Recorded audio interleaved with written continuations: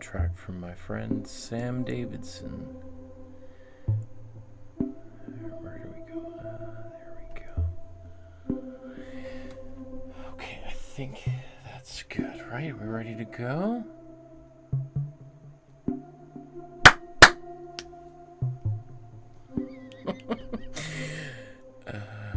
Where am I?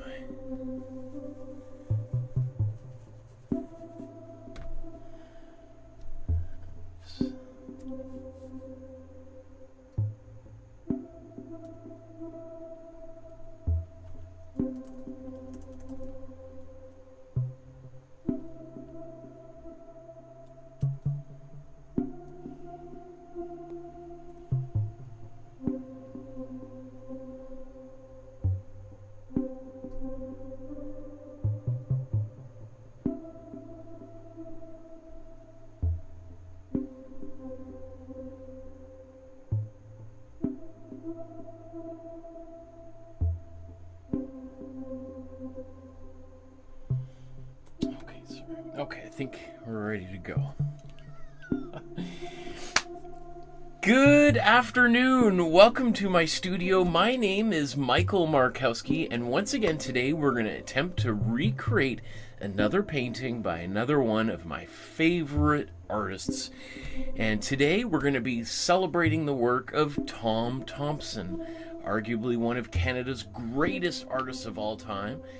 And I've been working on a graphic novel illustrating the biography, the life and times, and mysterious death of Thomson for the past 5 years or so. So it's a subject that's very important to me, and I have a lot to say about. This is, I think, the 7th episode we've done on Thomson. So there's already a lot of ground we've covered, but today what I want to try to do is to paint a painting by Thomson in the most simple way possible, so that if you are a beginner painter and maybe this is the very first painting you've ever done, I'm going to try to make this one of those paintings that pretty much everybody should feel comfortable about at least attempting to do. So let's get right to it. You can see the painting that we're going to be doing there on the screen. That's Thomson's Pine Trees at Sunset from 1915. Just a couple years after finishing this painting, he would die under mysterious circumstances not very far away from where this painting was made. So fascinating story. We'll get into a little bit probably while we're actually making the painting. So let's take a look at the plan for today's episode. In a couple seconds, we're going to talk about the scale of difficulty. We'll talk about materials required. We'll do the image transfer. We'll stain it, and we'll talk very briefly about Tom's biography. As I said, we've done this, this is our 7th episode. We'll also talk a little bit about the specific painting and why I think it's an interesting and worthwhile painting. And then we're going to get right into it. Background, foreground, and we'll wrap things up, and I'm hoping in about 2.5 hours from now. So those of you who are used to the 8-hour episodes, this one should not be, knock on wood, one of those. So just before we do get started, just a quick reminder to like, subscribe, hit the notification bell so you know when future episodes are taking place. This channel, about 70%, 80% of people who watch these videos are not subscribers. So just clicking that button is transformative for me and helps the channel reach more and more people around the world. And as I always say, the more and more people who are making art, the more positive and peaceful our world would be. If you want to support the channel with a small donation, $5 to keep the lights and the internet running, especially in these uncertain times, that would be very appreciated by me. You can use the PayPal web address there, or you scan the QR code and donate directly from your phone. It'll take you to a page just like this where you can donate to the channel. If you want to support the channel in other ways, you can send an e-transfer, you can send a check in the mail, you can contact me over email. My email is on my website and on the Facebook group, which we'll talk about here in a second.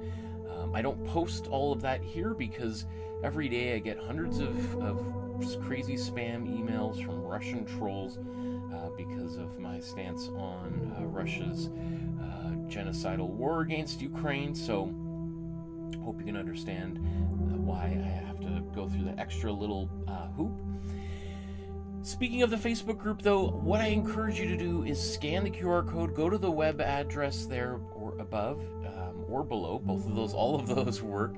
And if you join the Facebook group, once every 6 weeks, I go through everything that's on the Facebook group and give people free advice on how to improve their work, as well as celebrating the artwork that you've made, that other people in the community have made. There's almost 2,000 people belong to this group now, and it just grew out organically from conversations in the chat. So if you want to participate in that, you want to get a little bit of support, you want to support other people who are also on a creative journey like yourself, consider joining our Facebook group. Okay, look at all the people in the chat. Oh my goodness, we just got started, and there's Hector says, hey, love your drawing course, thank you so much. There's Kathy, another of Tom's lovely tree paintings, love that yellow sky. Senga's there. Brian, hello everyone. Ari's there, great. Katie, hello all, really looking forward to this. I love that. Hi Katie. Senga says, how are you tonight? I'm doing good. Ari says, oh yes, new music, yes. The guy that had written the music that you've been hearing over the years has gone and put together a new soundtrack for me for the first time since we began, so I'm excited that it'll probably be a little bit more mellow than the soundtracks you've heard in the past, which may or may not be a good thing depending on your mood at the time, but might certainly help some people who enjoy listening to the music to help them fall asleep though. Brian says, I love sunsets, and that's an amazing painting. Senga says, I can't hear the music. Well, you know what? It might be very low. Yeah, I'm just going to turn it up just a little bit. I don't want it to interfere. I was listening to it the whole way through, and it is pretty mellow, so you may or may not hear a lot of it over the course of these episodes. So, but that's great feedback. I appreciate that, because yeah, it might be a little bit quiet. And there's Misha. Hello, Misha. Okay, let's jump in here. First thing I want to talk about is just how difficult is today's painting. So that's why we have the scale of difficulty. So here's the scale of difficulty. We start at the very beginning with beginner, novice, intermediate, advanced, and then expert or master. So if we go through these, you know, beginner is literally like someone who's painting for the very first time, hasn't even done the color wheel as I recommend it, and so that is like really ground zero. No experience required. Novice is maybe someone who's watched a few of these episodes, done a few of them. I'm going to try to make today's painting a beginner episode. Like, you could do this if you've never made a painting ever before in your life. That's my goal for today's episode. Having said that, if you've done a little bit of the work before, you should find this painting relatively straightforward, and you can certainly do a little bit more advanced version of it. I had in my mind maybe doing two separate versions of this painting today, and doing kind of the very, very simple version, and maybe the one that's a little bit more authentic to the way Tom painted it. But then that makes the video go 5-6 hours long, and less people are going to watch it. So certainly, obviously, if you're an intermediate artist, advanced, or expert, you should find this painting pretty straightforward. But of course, you know, the more experience you have, then I think you should be able to do a better job of it, and maybe even do it a little bit faster, or be able to put more details in it, or your own little personality in there as well, or your own big personality.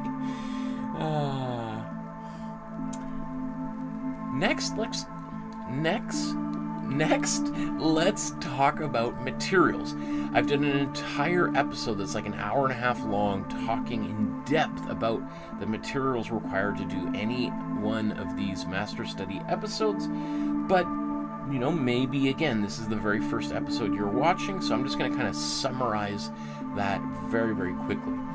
The first thing I want to say is if you scan this QR code, it'll take you to the Dropbox folder where you can find, I don't know, there's about 200 full subfolders in there. And at the very top, the very first folder has a PDF that you can download and print or just look at on your phone. It has my recommended list of art supplies that you would need to do this class, as well as suggestions for all the different kinds of paints. We'll go through that quickly here as well, but this would be a good place to start, my recommendation. But of course, just again, really quickly, we're going to be doing a painting with acrylics, and we're going to be painting on a 9x12 sized canvas board, right? So it's just a little bit bigger than your 8.5x11 piece of photocopy paper. And there's a couple extra little tools there, like the blow dryer and maybe some carbon paper that you can use. Let me see. I am going to do a little quick demo on gesso, just to kind of show you how that works, because I haven't talked about that in a little while. But of course, another thing I'm always encouraging people to have is just lots of little rags. You know, in this case, this is an old t-shirt. Just cut it up, and then after I cut them, I do put these pieces into the wash so that any of these little fibers on the end, those come out in your dryer in the lint trap, rather than when you're cleaning your painting. You don't get all those little fibers from when you're originally cutting or tearing these rags down. So just that can be important too, because when you're cleaning, you don't want to introduce more problems when you're trying to wipe them away. So what we're going to be painting with is a system, or a method, a technique called the split primary palette. You've probably heard of primary colors before, red, yellow, and blue. This takes those three colors and splits them in half into their warm and cool components. So that gives us 6 colors plus white and black if you want to use it, although in this episode, I'll show you how to mix your own black paint. So technically, you don't even need black paint to make any of these paintings. But of course, no judgment if you do. Most people do. So the importance of this is that every color has a temperature. Every color is either warm or cool. Some are warmer, hotter, and colder than others. But understanding the difference between a warm and cool color is really important, because warm colors create the illusion of advancing towards the viewer, while cool colors appear to recede. And so whenever you're mixing colors, you're trying to paint something that you see, for instance, just ask yourself, is it close to me or is it far away, right? And so the closer it is, the warmer the colors you're using. The further away it is, the colder the colors you're going to use, right? So that also really helps simplify your color choices. Now I'm going to be using this brand of paint here, the Amsterdam. Now I'm not sponsored or paid by the company at all, but I do think that this is probably the best bang for the buck, these Amsterdam paints. Amsterdam, it's a Dutch company, makes sense. Royal Talons is the larger company name. And so these are the paints that I'm going to be using to make today's painting.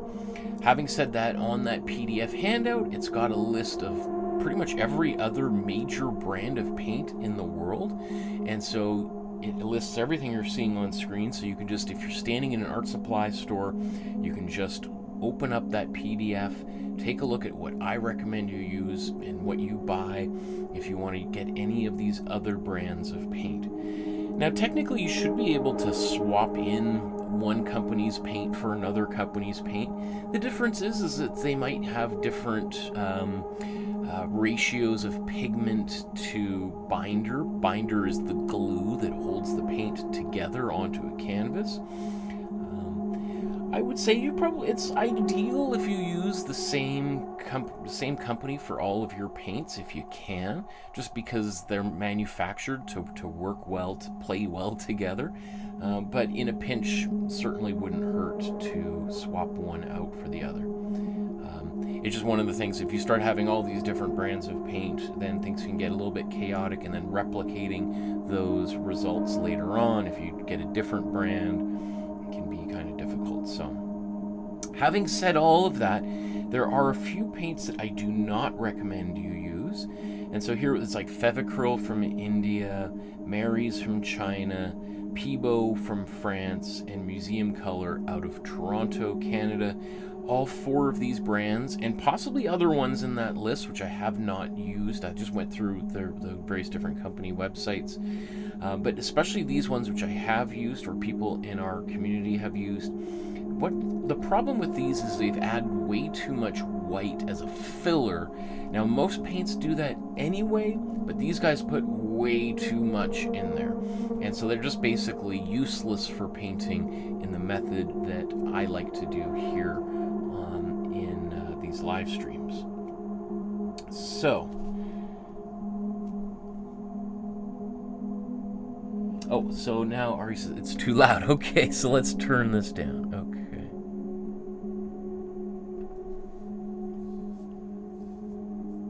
So, someone said, Senga said it was, you couldn't hear the music, so I turned the music up, and then the music's too loud, so I turned it back down. So, let's, it's hard to hear when it goes up. Okay, good feedback. I'll just keep it at the same level as I normally keep it, so that you can hear my voice normally. Thanks again for that feedback there. As you can see, I'm always learning myself, right? I think learning is a lifelong process, and I like feedback. I want to get better at what I'm doing as well. So thank you for helping me. Our next step here is to do the image transfer. So one thing I've done here is, Senga says the music's too loud. Hopefully it's not as loud anymore. So one thing I've done is there's a free template that you can download. So there's the original painting, and then here's the tracing that I did on my iPad Pro using the Procreate app. I just traced over the lines as I saw them. And so you can download this, and then we're going to transfer it onto a canvas. So let's get this started here. Now, actually, maybe even before, well, actually, I'll show you where to get this here. So if you click the link for the Dropbox folder in the description below, it's going to open up this this long list of, these are all of the paintings, and you know, some of these folders have like 10 different subfolders in there, so there's lots of paintings for you to do. And you can see they're listed as like advanced, intermediate, beginner, novice. So you can find the, you know, by looking through this, the artworks at the difficulty level that might match where you're at presently. So let's, where's Tom Thomson here? And so you can see that there's 3 different folders. There's a novice folder for Tom Thomson and an intermediate folder for Tom Thomson. This one is in our beginner folder. And currently there's only one painting in there, but that will probably also change as we go forward. So once you download that file, then you can print it out, and it will look something like this. Right? Now, I'm going to actually paint on a canvas right out of the plastic, right? So this is a canvas that you would buy it yourself if you went to an art supply store or you went to the dollar store and bought a canvas. I'm going to show you today's painting how to paint that as if it came right out of the store. However, just since this is a a beginner episode, what I want to do is to show you something that I think would change your life if you've never heard of this or done this before, and that is to gesso your painting. And this is the label's completely covered here, but gesso is, and you know what, I'm just going to bring this up on the computer here just so you can see what I'm talking about. Gesso is a substance that is basically plaster powder mixed into clear paint with some white to tint it down. And so it's great to cover up, like let's say you wanted to cover up a painting you don't like, you could gesso over top of it to hide what was there before. But it's used to prime the canvas, and these already come gessoed, so they might be called like pre-gessoed canvases. It doesn't say there, but often it will. And so essentially gessoing a canvas spreads this kind of thin coat of plaster over top of the surface and helps fill in some of the texture on the canvas. So here's this gesso. I actually have diluted it with about maybe 20% water just to make it a little bit thinner so that it can really get in the weave of the canvas. And it's also makes it a little bit easier to sand. One of the things I find is if you just take the gesso right out of the bucket or the jar, which it doesn't usually come in a tube, it comes usually in a container kind of about that size. One of the things is it can be really thick, and if you apply it in its full thickness, the problem is that it might leave some pretty steep ridges on that surface that can be kind of hard to sand down. You'd probably then need to use like an electric sander just to reduce those grooves. So right now, as I do this, I can see these, there are these grooves from my paintbrush on there. You could use a foam brush to do this. But one of the reasons I also dilute it with a little bit of water is that that water is going to evaporate as it dries, and so it's going to self-level. Those grooves are going to mostly disappear,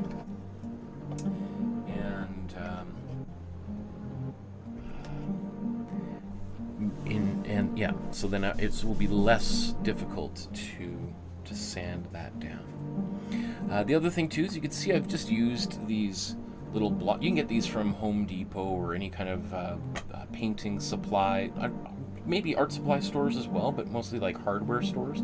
These are great for just propping up the canvas while you paint. You can use, another jar of paint, or an old jar of salsa or something. The reason I do that is just you want this excess gesso to drip off onto another surface. So I'm just going to move this out of the way.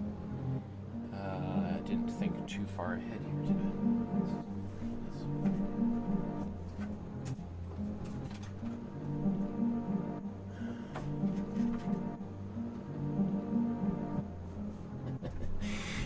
Okay, so that'll probably take, maybe an hour to dry to the touch, but I would still let it dry overnight so that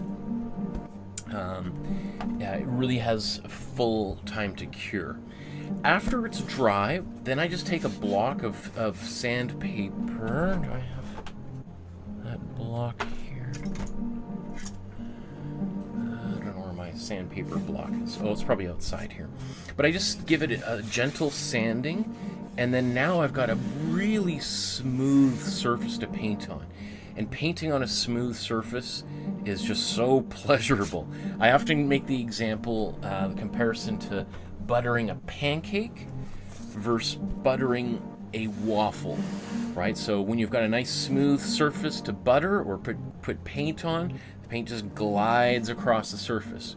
When you've got a kind of a lot of texture like a waffle, when you butter, all of that butter just gets trapped in all those pockets, and you need a lot of butter to butter a waffle. You need a lot of paint to paint over top of a more rough, highly textured surface.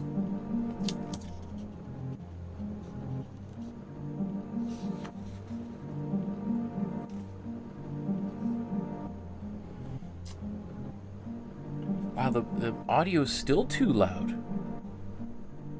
Okay, I'm going to reduce it a lot here. We'll have to kind of...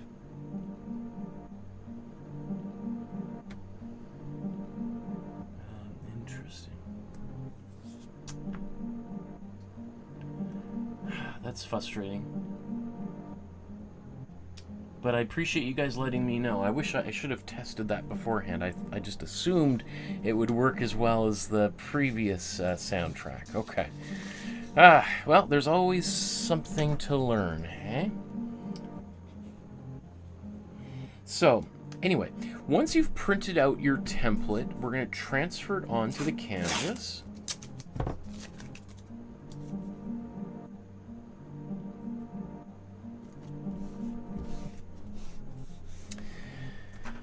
Let me know. So that sounds better. Okay, cool.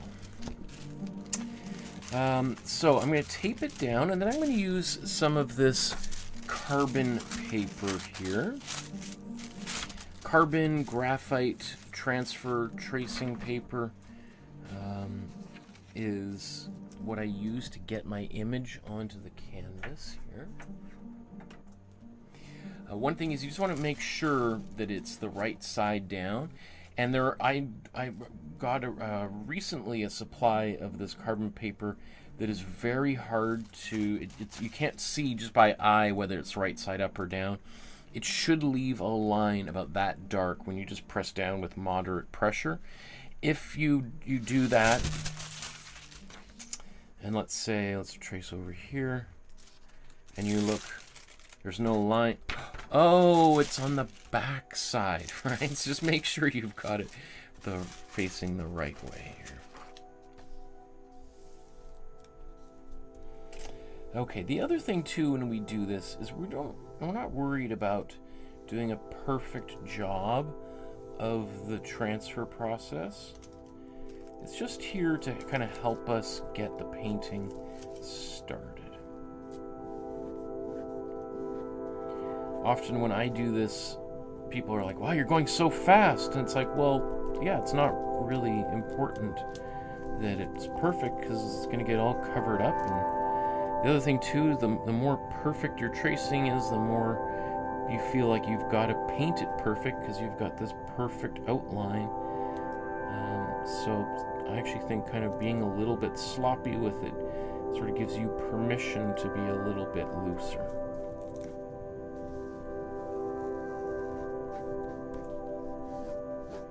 Now, of course, you know, when you're just beginning, you don't really know these things, so that's why I'm here to help.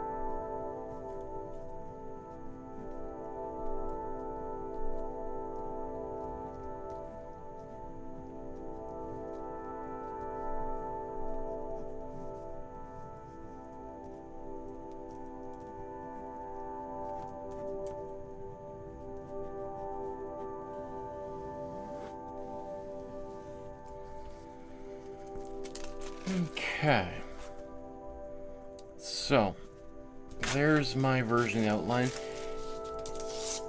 You know, this wouldn't be too hard to sketch out either. if you didn't have any carbon paper.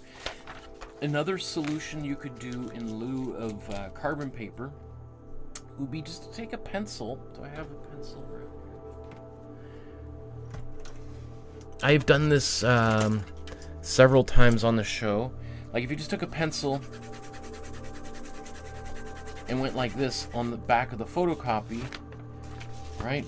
We could, I'll just do this line like right here. Oops. Right, it comes out pretty faint, but that line is there. Right, so obviously if I really wanted, I could just press a little bit harder and I would get a better result. Okay. I'm just gonna clean my mess up a little bit as I go. So I often find that too, like if I keep things kind of in order as I paint, if something catastrophically bad happens, I spill paint everywhere, then it just doesn't get on as much stuff, right? The mess is sort of localized a little bit. Okay. So the next step that I always like to do is, let's get.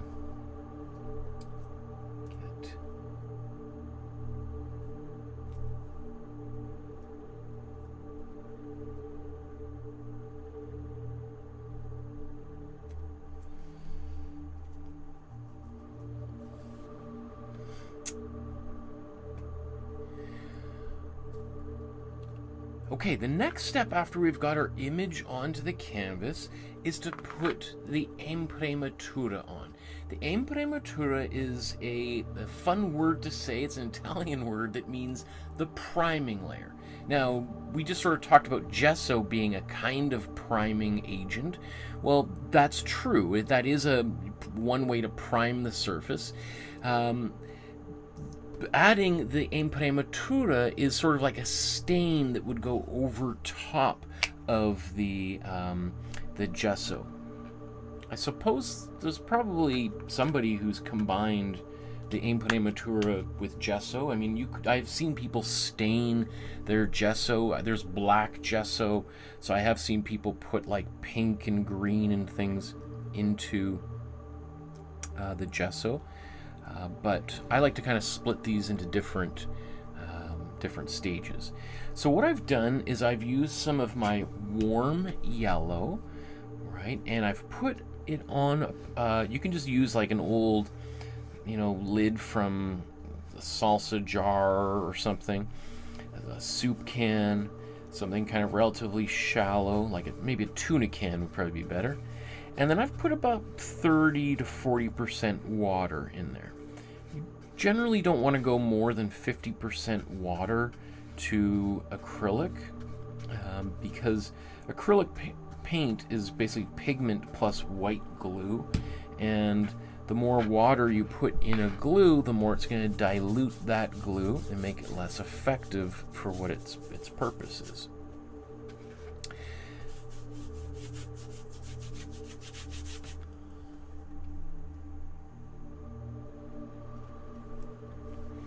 So I'm going to spread this across the whole surface. Now, traditionally, the Imprimatura that artists used was more of a brown. And you can see, if you look at many of Leonardo da Vinci's unfinished paintings, Leonardo da Vinci is famous for not finishing most of the things he started, which is in many ways good for us because we can see what his paintings looked like at various different stages. So you can see the Imprimatura that he used, the color he used, and how he applied it onto the surface, because so much of some of the other parts of those paintings have been left bare. On the other hand, someone like Michelangelo often used like a green Imprimatura, right? And Leonardo and Michelangelo come from different parts of Italy, and so there was different traditions in those different places, even though today they're, just a couple hours drive away from one another. Back in the day, that was, you know, people rarely traveled that far, so those kinds of technical differences weren't widely known unless someone made those big trips. But anyway, I like using a bit of this kind of a warm yellow as my Imprimatura. I just like the kind of warm glow that it gets, and that color is going to infuse the rest of the painting, especially painting about a sunset with this nice warm glow. But I've done this in almost every single painting of the nearly 400 episodes we've done here. I've used this warm yellow.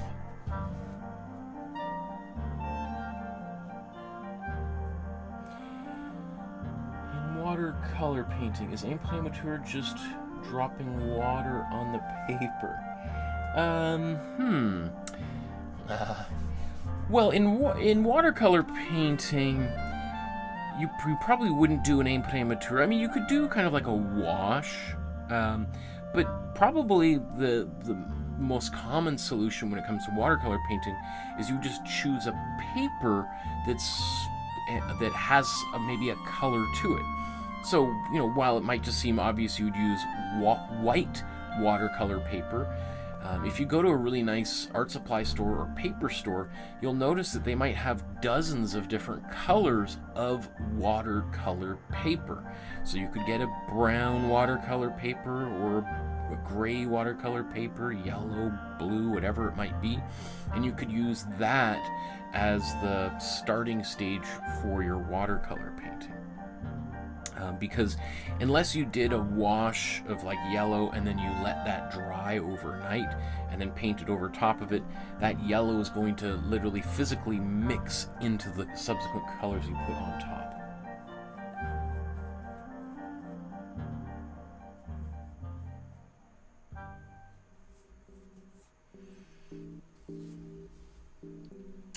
Ari says, someday I'll paint all the Thomsons in a row. Well, there are a few of them we've done. As I said, I think this is the 7th Tom Thomson episode we've done, so there's a few of them, but they are, you know, I'm a little biased. I think they're all pretty good, so it gives you lots of different choices, and you could do them in the order that we filmed them in, or you could do them in the order that you like them in, or in the order of complexity, right, or the order of difficulty. Kathy says, I saw there was a problem with the sound. I just got home. Hopefully, yeah, the sound seems to be working. Hopefully, cross my fingers, again, okay now. So, but again, let me know, since this is all new music, if it's working or not. So, okay. I'm going to also blow dry this really quickly, just to kind of speed this process along.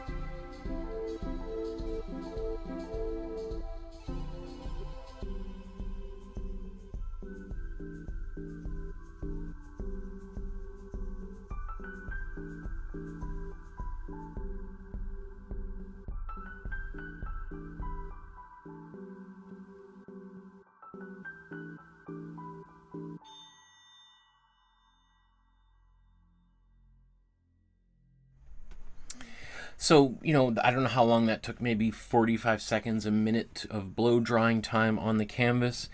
That probably saved, if this was trying to dry on its own, probably would have taken about 20 minutes.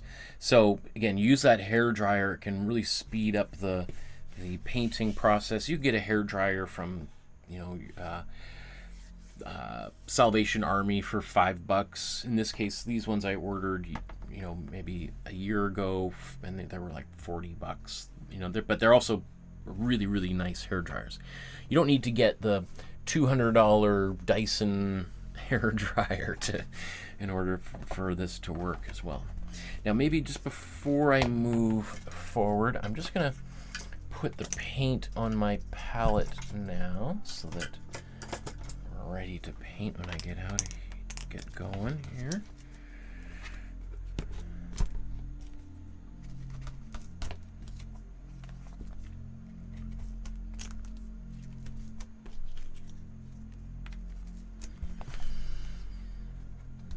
Okay, warm red, where did you go? Oh, there you are.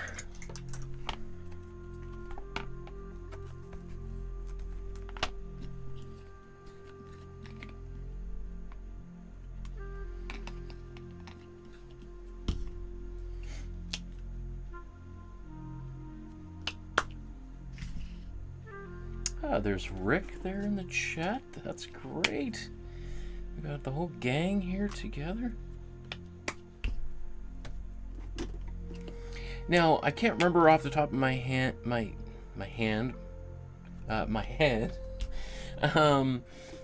if we need all of these colors or not. I typically put them all out on the palette when I do these episodes, but you know, you can always just skip to the very end of an episode to see if I have, in fact, used all the colors on my palette. And if you see there's something that's been unused, you're like, oh, okay, I won't bother wasting that paint on there.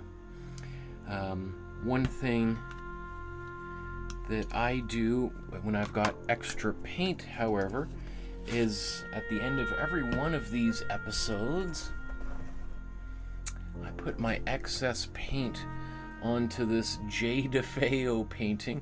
This is another one of those beginner episodes that you can do if you like.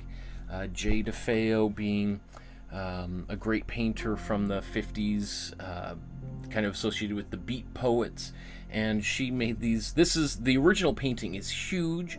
To get it out of her New York City apartment, they literally had to take the outside wall of her apartment off and a crane to get it out of the house because it was so heavy.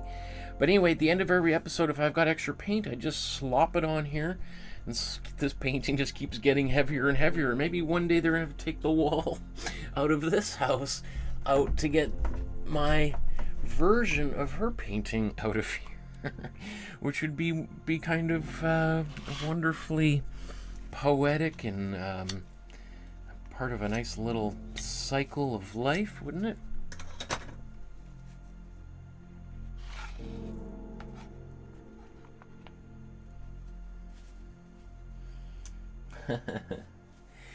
The next drawing episode will be in a couple of weeks. Next week we're going to do a Frida Kahlo painting, and then we're going to do a drawing episode. So I'll try to space them about 1 month apart.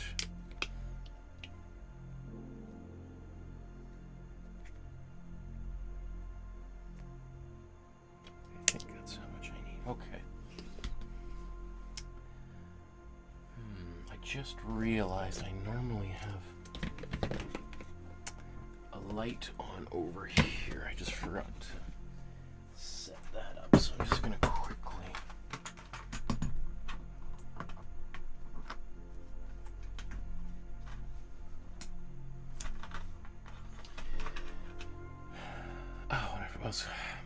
there's always something. Today I was like, oh, this I'm going to get set up nice and early, and then I'll be able to fix the color temperature of my light up there. And did I do any of that? No, of course I didn't.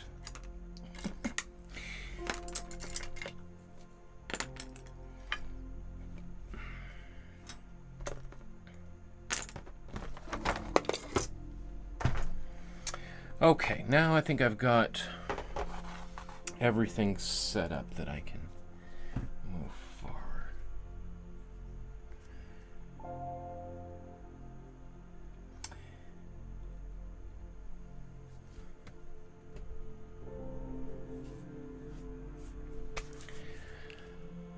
Okay, now just before we get started with our painting, I just want to do a quick little recap on the life and biography of Thomson.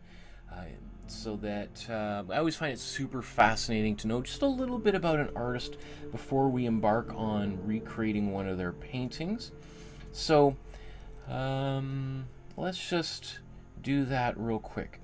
Once again, this is the 7th Tom Thomson episode we've done, so I've covered his biography, I think, in a lot of depth.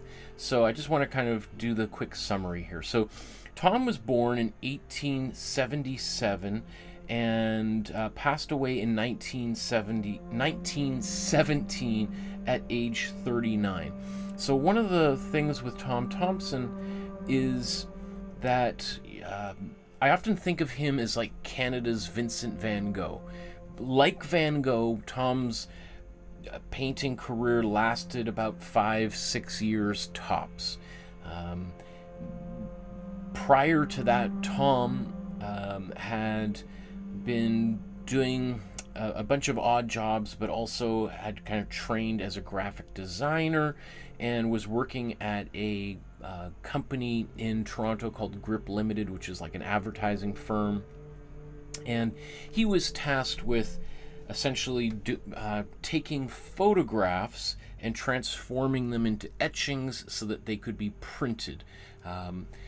Because the technology was for reproducing photographs in newspaper was still in its infancy, so the traditional technique of creating reproductions of photographs by kind of redrawing them was the standard. So that's what Tom was tasked with when he began working there at Grip Limited, I think 1908 or so. But when he started working there, most of the other employees at that graphic design firm were also artists, and most of them had gone to proper art schools in Europe and the United States and had spent years learning the academic painting traditions and techniques, none of which Tom really knew. He did take a couple of evening classes or courses. We're not even really sure, was it just 1 or 2 classes or months of, going every night? We don't really know. That's another thing about Tom's biography, is so little of his life was recorded, documented during his own lifetime, because while he was alive, he was a relatively obscure artist. Towards the very end of Tom's life, around the time he's making today's painting, he's starting to get some recognition. He's starting to sell some of his paintings. He sells some paintings to what is now the National Gallery of Canada in Ottawa and what is now known as the Art Gallery of Ontario in Toronto, both of which are major institutions in Canada today. But back in the day, they were very small institutions that were, maybe at 2 or 3 rooms, kind of like in a community center. So we're talking very minor institutions that we're trying to develop into major repositories for great art, particularly focused on Canadian art. But that was to come, decades later. So Tom, during his lifetime, was relatively unknown, and it's not even, I think there's almost at least 10 years, if not longer, until the very first biography of Tom's is written. And so until that time, people weren't really thinking about who made the paintings that people loved so much, and eventually now sell for, if they do ever come up on auction, sell for vast sums of money, millions upon millions of dollars. Most of the great Tom Thomson paintings are in major collections in Canada. Very few of them exist outside of Canada as well. So that's also something that might have kind of impeded his more international reputation. Because unlike maybe someone like Van Gogh, whose art has spread all over the world, because Tom died in relative obscurity, his paintings kind of stayed obscure and were slowly purchased by other Canadian institutions, and now very, very few of them exist in the private collections. Okay, other little things that often come up if you're ever doing a trivia. Tom Thomson was not a member of the Group of 7. The Group of Seven being the probably most well-known art movement in Canadian history. And the Group of Seven lasts from 1920 to 1933. And almost all of the members of this group, who form 3 years after Tom dies and have their first exhibition 4 years after Tom Thomson dies, were his co-workers at Grip Limited in Toronto. But I think the reason why there's often this confusion about Tom being a member of the Group of Seven is in at least the very first few Group of Seven exhibitions, they left an empty chair for Tom's kind of spirit to inhabit, and they also included his paintings alongside theirs. So often people kind of came away with the impression that Tom was a Group of Seven painter. But there were already 7 members of the Group of Seven who were alive during those exhibitions. So, and same sort of thing happened with Emily Carr. Although she was alive, the Group of Seven was essentially a Toronto-based art movement. She was living at the time in, she would have been in Victoria at that time, so she wasn't a member of the group, although she did exhibit with that group too. Okay, and I think I've talked about a lot of this before too, so I'm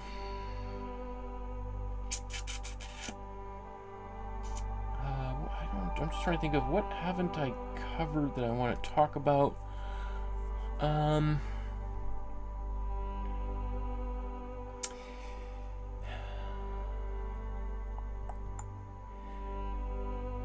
Well, you know what, maybe I'm going to jump, since I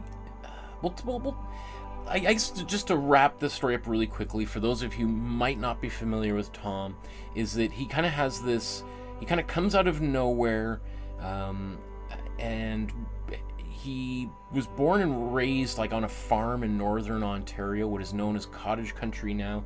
Learned how to fish and canoe and raise chickens and ride horses and all those kinds of things. So when he comes down to Toronto and he befriends these other classically trained artists, they started to invite him on these camping trips. They would go just out a little bit to the outskirts of Toronto and on the weekends go camping, and they would bring their canvases and some paint, and they would make landscape paintings and, cook some hot dogs on the fire and drink a lot. And so Tom went with them, but he would also, it's like, you guys, we're like, you can still see Toronto right there. I mean, like, if you want to go camping, we gotta go a little bit further away. So he kind of dragged them further and further afield from Toronto into the deep woods of Ontario. And so he showed them how to fish and canoe and survive outdoors, while they taught him how to paint. And Tom caught on really quickly. And so I think, especially a painting like this, we're going to see that he painted it like exceptionally fast and with an incredible amount of confidence for an artist who'd really only been painting for about 3 years full time at the time he made today's painting, which is just remarkable. I think most of us wish that if after 3 years we could crank a painting, an original painting like this, out from scratch.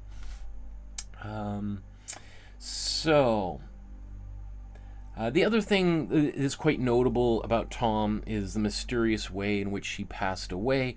Again, nobody really knows exactly what happened, except for the fact that he supposedly goes out one morning with his canoe and maybe to go fishing, and disappears, and 8 days later his body is found floating in that same lake in a terrible state of decomposition, and his body is buried almost immediately after being found, or the next day. And because he wasn't very well known, it wasn't that big of a deal. It seemed relatively innocent of a situation.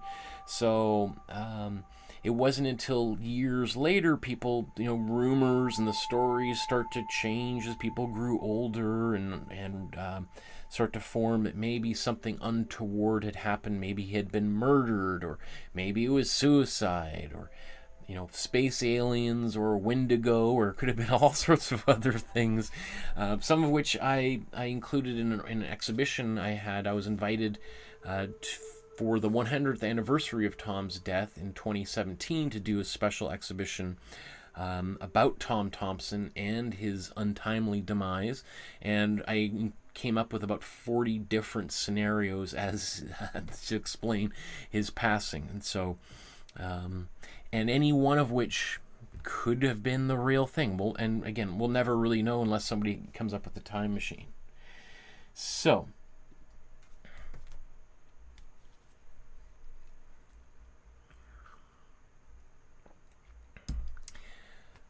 I want to talk just kind of quickly about today's painting specifically, and why I think it's an interesting painting, a beautiful painting, and why it would be suitable for really anybody to cut their teeth on. So let's just take a look at the painting itself. So, this painting called Pine Trees at Sunset from 1915 is, I think, a deceptively simple or deceptively complex painting, depending on the way you want to look at it. Again, I'm going to try to paint this painting as quickly as I can, just to show people that there's very simple ways that we could approach this painting. But I think probably the way that he would have done this painting is he began with this kind of a bit of a pinkish cream-colored Imprimatura, and it's on some kind of like a wood panel board, and often they would use things like these masonite boards that were used for making boxes that would hold tin cans or beer bottles, back before cardboard was as ubiquitous as it is today. A lot of things were shipped in very simple crates, right? Like milk and, again, groceries. If you see kind of older film footage, you'll often see people coming out of grocery stores, certainly not with plastic shopping bags. They might have baskets, but they might also have like a kind of like a tray, a wooden crate that they would take with them, and then they put that in the back of their truck, right? And so one of the things that artists like Tom would do is that they would scavenge for old crates that had been discarded, because every once in a while, it falls down, it breaks, and sometimes the wood would splinter, and so people would just throw them away. And so it wouldn't be uncommon to find these kind of slats of wood, which sometimes people would nail together and replace some of those boards on their own boxes. But so if you were to go behind a grocery store 100 years ago, you would probably find stacks of these things in various different states of disrepair. And for artists, that would be great, because you just take those home, you just saw them down into the appropriate size for your paintings, and then you've got a stack of canvases which you could paint on. And so sometimes artists like Tom would just paint directly onto those surfaces. Sometimes they might apply like a gesso or a different colored Imprimatura onto the surface. It's interesting to think of like what was Tom's intent with a painting like this. So a painting like this was quite small. It would have been probably smaller than this. So this is a 9x12 size canvas. A lot of his oil sketches, as they were called, would have been smaller, like 8x10, sometimes even smaller, like a 7x9 size. So that he would have dozens and dozens of these things, and he would make these quick little paintings in maybe an hour to maybe 3 hours at a time, either sitting on the shore or sitting next to a campfire or sitting in his canoe in the middle of a lake making a quick little painting. Remember, this is a time before smartphones where you're like, oh, that's a pretty sunset, I'll take a quick picture. This is like, if you would try to remember it, you might write it down or do a quick drawing, or if you were as skilled as someone like Tom would be, like, oh, I'll take one of my the panels that I have, and I'm just going to quickly try to paint what I see. And so the fact that Tom was skilled enough that he could look at, you know, the colors of the sky and quickly select the paints and mix the paints he wanted and create a painting out of it is nothing short of remarkable. That I mean, I'm sure a lot of it were skills that he picked up along the way, but some of it was you know, incredibly intuitive.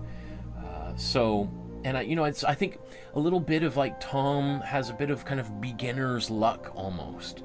Like, he doesn't have that formal education that his friends had, so he's just sort of doing what seems to work, and most of the time it worked out incredibly well. You know, I think one of the things that Tom's friends, who later formed a group of 7, had, they had the benefit and also the hindrance of that classical education, right? Having gone to art school for years, people like Arthur Lismer or Lauren Harris, A.Y. Jackson, they had been taught the quote-unquote right way to make a painting. And so there would have always been this bit of a war inside of them of, like, okay, well, I'm supposed to make a painting this way, but, you know, I kind of want to be more experimental, so then I have to kind of really think about what I'm supposed to do and what I'm not supposed to do. How can I play with these rules and reinvent the wheel, kind of thing. Whereas Tom didn't really know what he was supposed to or not supposed to do, so he just did it, right? And so I think we've all been there maybe at one point in our lives where we're doing something for the first time, and you know, you're maybe with someone, maybe it's in a class, or you're doing something with friends, and you know, for instance, like, I'm not a gambler. I rarely play cards, but every once in a while I have friends who like to play poker, and they invite me along, and it'll be like years between times where I play poker, but for whatever reason, I always win.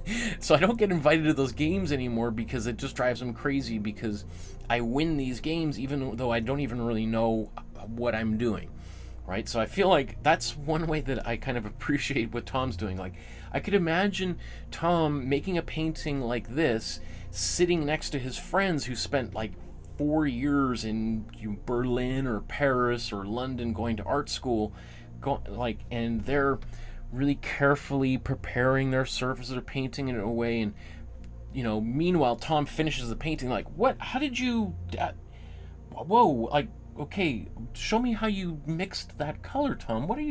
How did you know to do that? And he's like, I don't know, you remember you said to make a sky color, use those 2 colors, so I just did what you said. And they're like, okay, yeah, I mean, I did say that, but I mean, so I just imagine his friends just sort of being stupefied most of the time, being like, how were you able to do this so effortlessly when you haven't had the training that we've had, right? So again, that's the remarkable thing sometimes when you don't know what the rules are. It can be very liberating. There's a reason why there's a very famous quote by Pablo Picasso where he talks about how it took me my whole life to learn how to draw and paint like a child, right? Which, you know, some people thought was him being kind of, you know, kind of cavalier and about, or being very humble, which, you know, is an oxymoron for Picasso. But I think what he's talking about is that often, sometimes the more and more you learn about something, the more fearful you become about doing it right or wrong. Whereas if you don't really know what you're supposed to do, and then you don't know what the rules are, then you feel kind of liberated, right? So in terms of this painting as well, like, I think the colors are just gorgeous. Like, whether it be kind of the oranges and yellows down here along the horizon, or these beautiful lime greens up in the sky. It's just like, it's just absolutely gorgeous. And the fact that he's able to mix these greens and oranges without the sky going brown is also kind of remarkable. And so we're gonna paint this painting here in a moment, and that's gonna be one of those things that we have to be careful about, not overworking that surface, because if we go a little bit too much, basically to make a brown, we would make an orange and add blue to it. And so, but to make a green, it's yellow and blue. So if Tom was, not careful, it would have been very easy for that sky to go brown instead of being as having the luminosity that it has here as well. So I think, just seeing this, the expressiveness of the way that he painted that sky, certainly a speed at which he's working. Like when we look in here, it looks like he's painted these trees and then he's painting the sky in and around these trees. Now I think today what I'm going to do is a little bit different than what he did here, just to keep this episode as fast as I can. But it does look like what he probably did to make this painting is probably sketched out the landscape with, I think, like a warm blue, and just painted all of the trees and the lines in the horizon, the far shore in the background, and then went in and painted the sky in around it, which would have been a very effective way of painting when you don't know how long the light you have in front of you is going to last. And in this case, like a sunset, it might have made sense for him to take his panels and maybe even do this all over the place, like, wake up in the morning and just sketch out with like a darker color a bunch of different areas maybe around the campsite he was at, and then depending on the light later on, he could go like, oh man, the sun looks beautiful right there, or I like those clouds. Okay, which one? Oh, here's the one I did of that. Okay, and then he runs back over there, and since really the whole composition has already been created for him, all he's got to do, and I say all in quotes, is paint those colors in the empty spaces, right? So, I don't know, I'm just trying to think of like, how is he able to be so efficient? So that would be kind of, I think, what his process was, at least for this painting and some of the other oil sketches that I've seen. Okay, I think let's get right to it. So,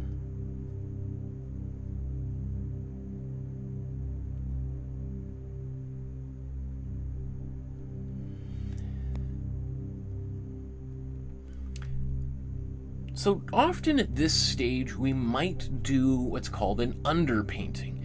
And underpainting is one of those art words that has different definitions based upon who you might ask. And even myself, over the years I've been doing these episodes, I have kind of changed the way that I use this word. And essentially, the way I see underpainting, at least for the purposes of these classes, is maybe painting some of the line work, especially if you're painting like a face, like some details of where the eyes, nose, fingers are, details that you may be afraid might get lost underneath other layers of paint.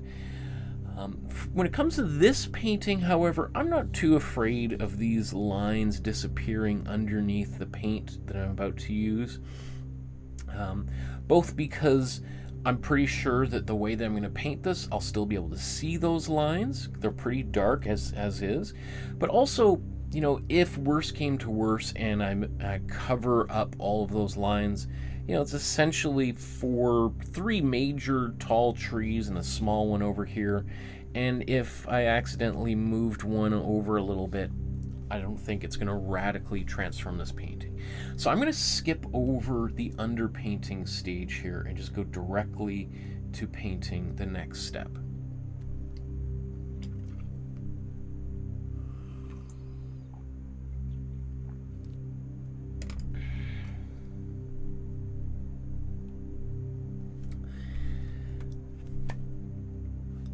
Now I want to actually apply some paint onto this canvas.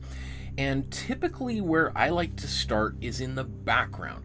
I like to work in the background and then work my way forward, and then come back to the background, work my way forward again in what I call like passes. I'll pass through the painting over and over and over again until the painting is finished, with the idea being I'm trying to fill up the canvas as quickly as possible in those first few passes so that I have a pretty clear idea of what those color relationships look like.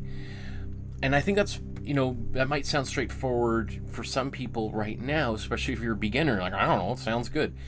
But I'll say that I see the majority of other people will just go right in and just start attacking one area and try to kind of finish the painting as if they're like little puzzle pieces. And they want to finish each puzzle piece before, you know, and so that you might have, let's say, one corner of the painting is finished while the other corner hasn't even been touched.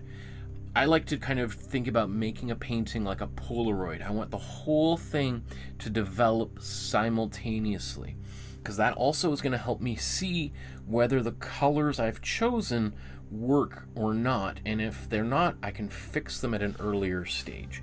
And that also allows anything that's in the foreground to literally be on top of the paint that I've used to create the background. So it helps immediately create a sense of depth, because obviously if something is in front of or on top of something else, it makes it look like it's closer to us, right? And when especially we're painting landscapes, we want that sense of depth.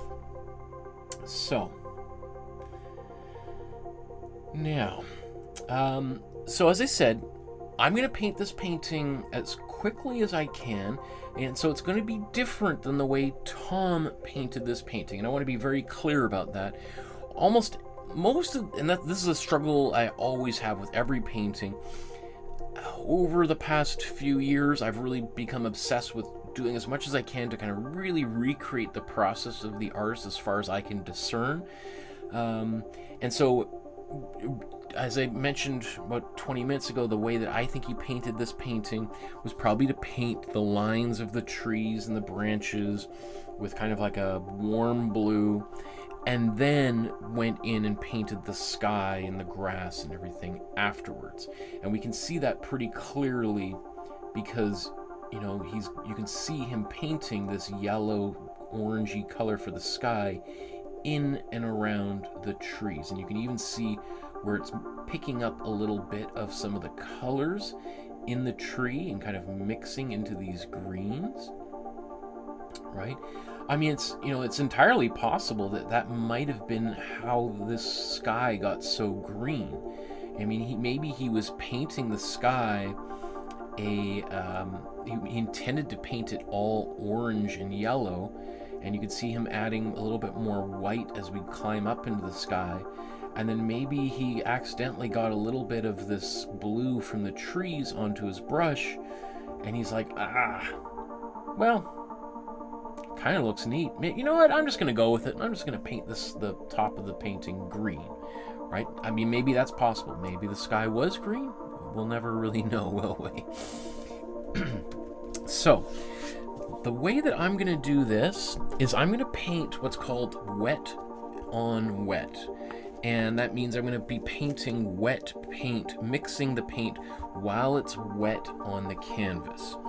So, to do this, I'm going to need 3 relatively similar brushes so that I can have one color for yellow, one color for orange, and one color for green. And then I'm going to paint those layers in very quickly with kind of a thick layer of paint, and then I'm going to kind of blend these kind of 3 stripes together.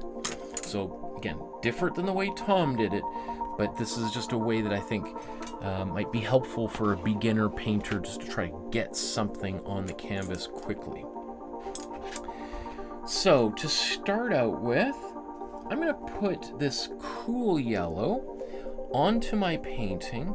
Oops. I'm going put this cool yellow onto my painting right in the middle here. You can see I'm putting a fairly large, thick coat of this paint on there.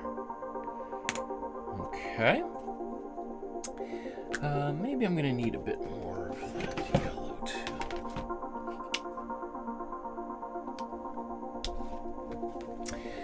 Next up, I'm going to take this same color. I'm going to add a little bit of blue to it. I'm going to add a bit of white as well. I'm going to paint this up here.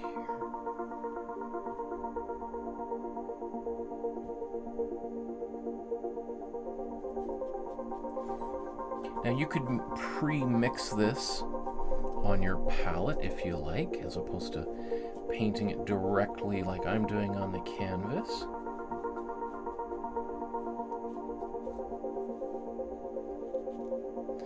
One thing you may want to do is, like what I'm doing, is rolling the brush like that to help make sure that any paint that might be stuck inside the bristles is going to come right out. Okay. And then lastly,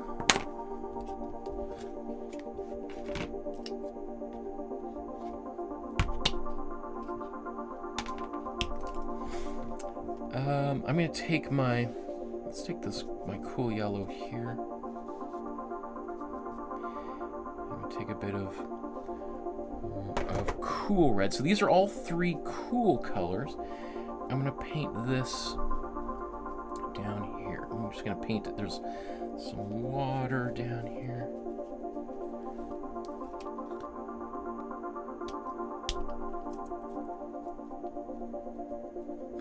Anybody who's been watching me for years is like, whoa, this is different than what we normally do, isn't it? Yes.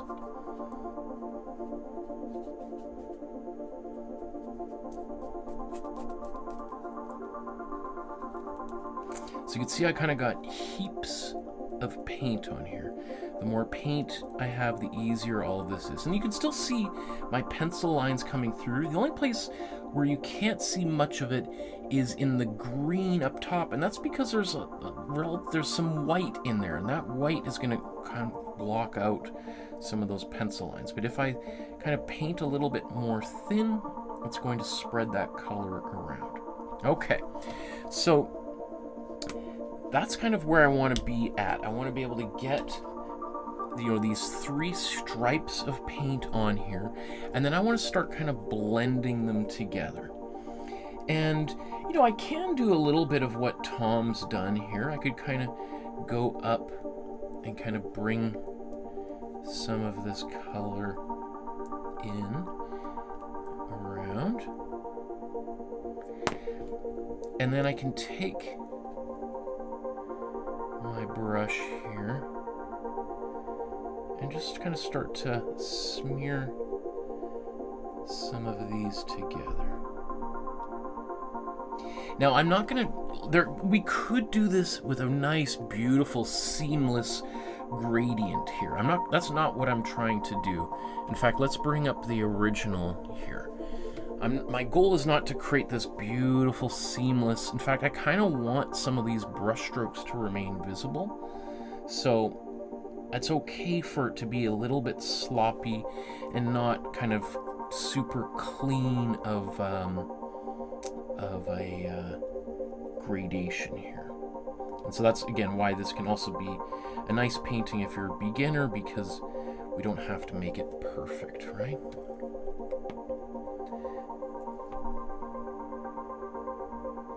So, you know, I'm almost like right now trying to kind of make it a little bit more messy, right, to get a bit of that effect. There's lots of this paint on here. I kind of want that to be a little bit goopy. I want it to be kind of mostly goopy, though, in between my trees, so that it's not too hard for me to paint the trees over top. I don't have too many thick ridges of paint. Okay. So I'm just going to take my brush and just wipe off this excess here.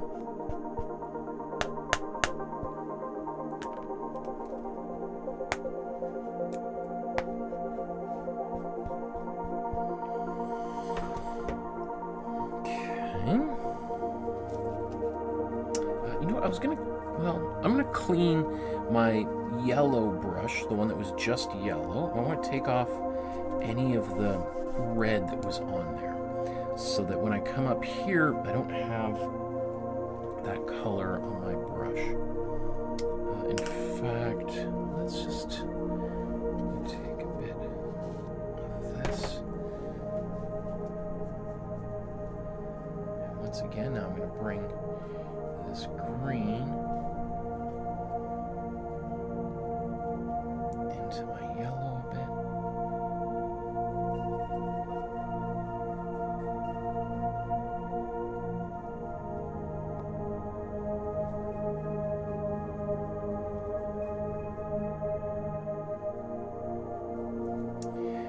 And I'm going to add a bit more yellow up there.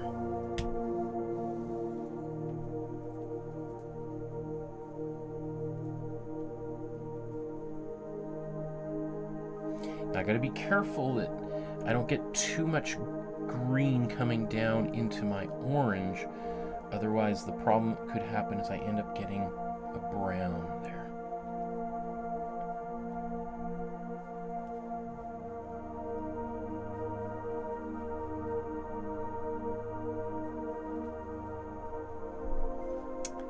You know what? And as I go a little bit higher, I'm going to add a bit more blue and white up here.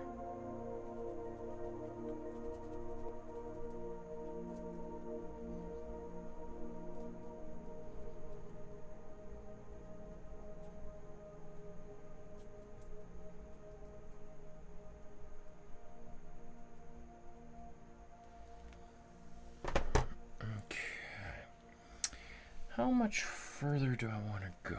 Let me think.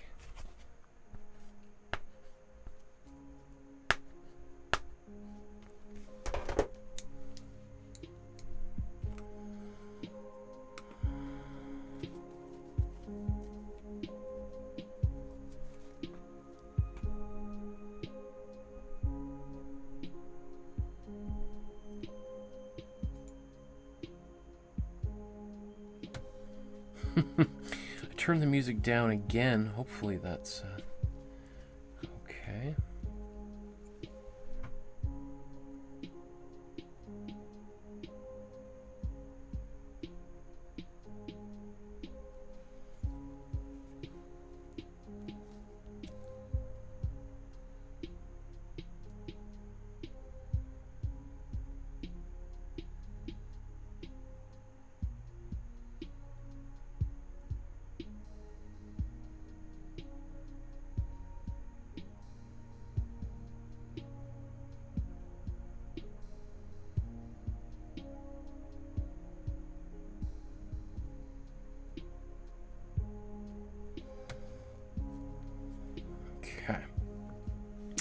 I think that's probably good enough for the sky. Maybe I'm just going to come down here and just smooth out some of the colors down below there so that it can dry a little bit faster.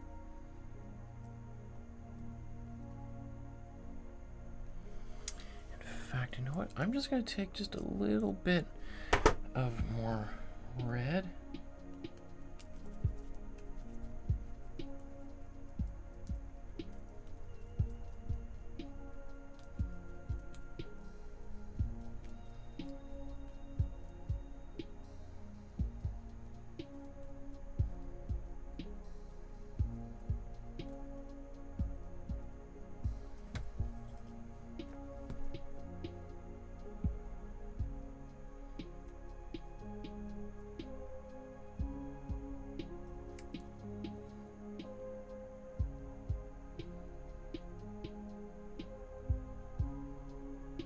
Okay, I'm fussing around too much. That's not the point of today's episode. So let's just I'm going to move on from that.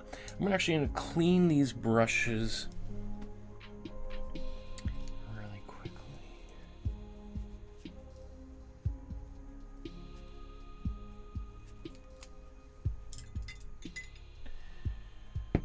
Man, I'm sorry the music is too loud. I've turned it down again, Barbara. I'm sorry it's so loud. It's not your Wi-Fi, it's on my side here.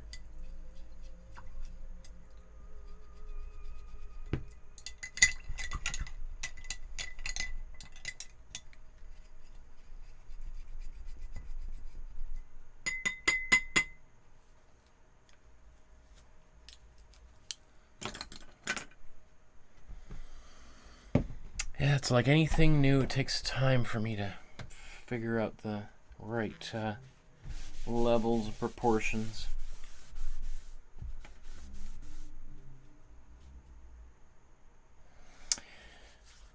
Okay. So what I'm going to do is I'm going to blow dry this before I move on.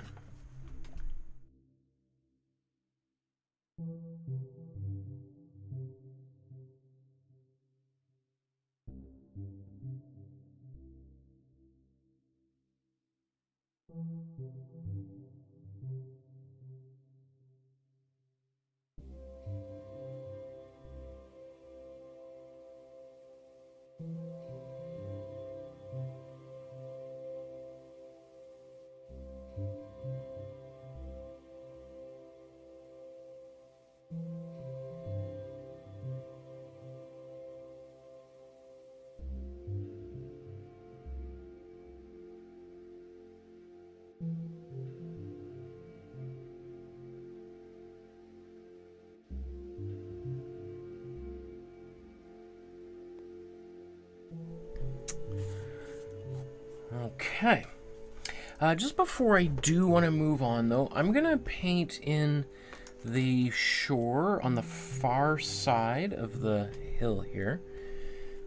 So there's this blue that's back there. Now, I think he did use a warm blue. I'd prefer to use a cool blue, but I'm going to add some like cool red in here. It's going to make it go a little bit darker.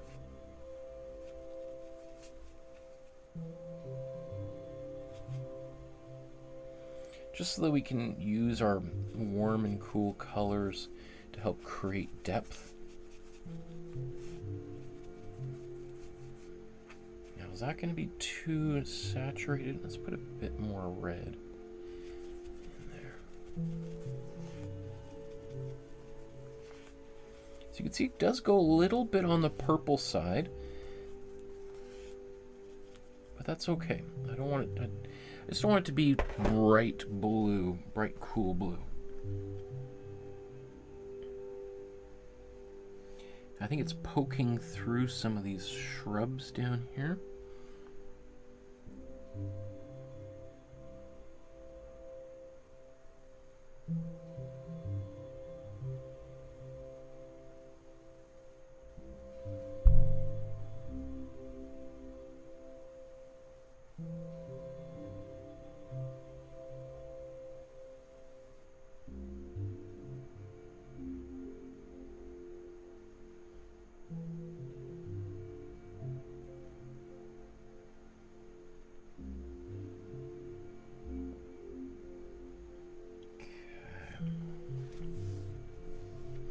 Now, I do think he also used this color for some of the branches and stuff in the trees, but I think I'm going to leave that like that.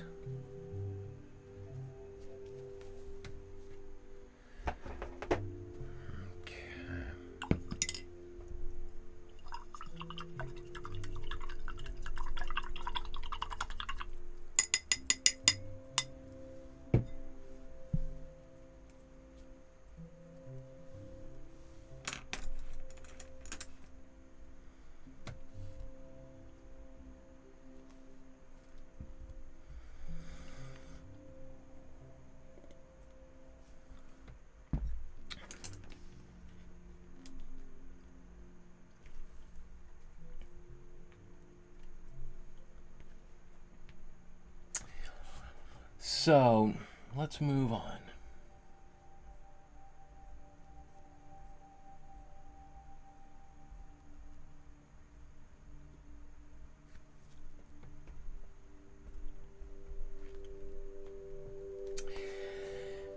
Now that I've got my background established, started, maybe finished, hopefully, I want to go in and start painting the foreground elements. That's essentially just the trees and then this hill that's down here at the bottom of the painting. So let's take a look at the image again and just think about how we might want to approach this. So the way that I am going to do this is I'm going to mix a warm brown, and I'm going to paint really most of the trees with a warm brown, and then I'm going to later on come back, I'm going to mix a black and put that in over top of a lot of it.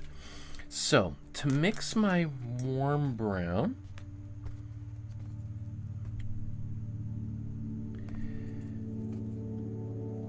I'm going to take my warm yellow and my warm red. I'm going to mix an orange here together.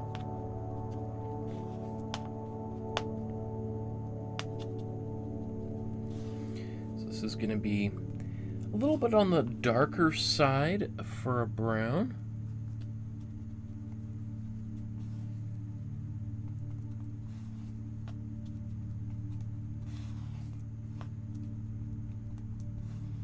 Although maybe I want to start with this. Let's go a little bit darker. The more blue you put into your brown, the darker it's going to be. If you put a lot in there and you don't have enough red, it's going to go green, right? So I think I'm going to start there. I know this is going to appear much lighter than it's supposed to be, and people will be like, what? I don't know, but that's okay. I kind of want it to be a little bit on the lighter side for this first pass.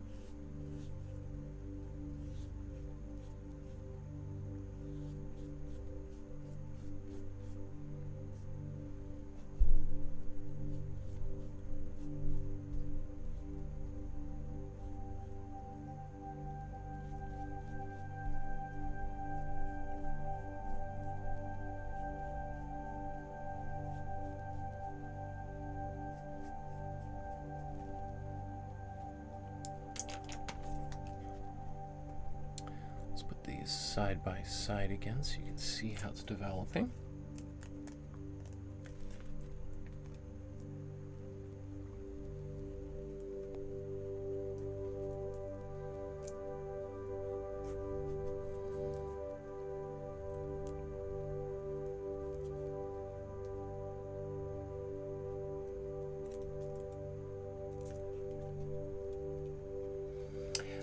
Also, as I start painting these trees, what I want to do is kind of hold the brush quite loosely, not like I'm writing a check to my landlord or to the bank.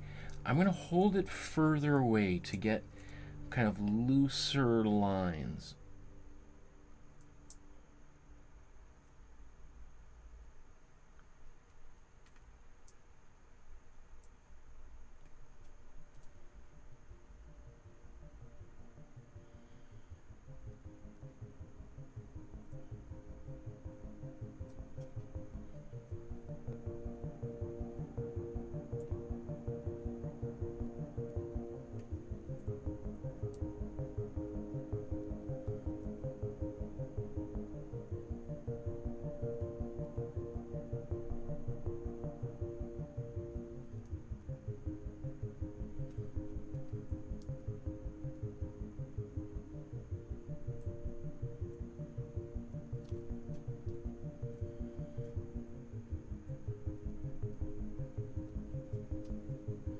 So by holding my brush like this, I get kind of these wobbly kind of lines, which I quite like. Like, it feels more natural.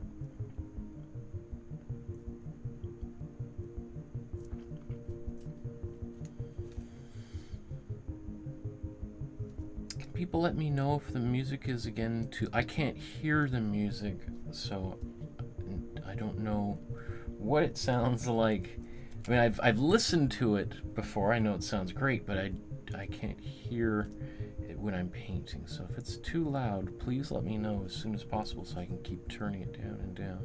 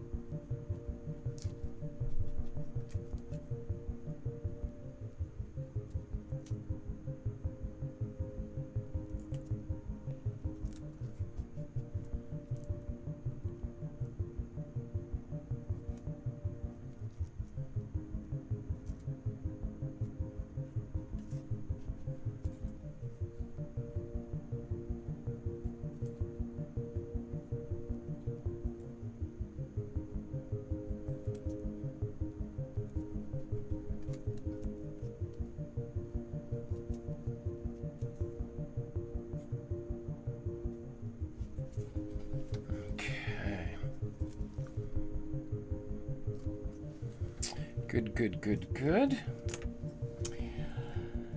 Okay, I think what I'm going to do now is mix like a really dark green. Okay, let's get this, clean my brushes off here.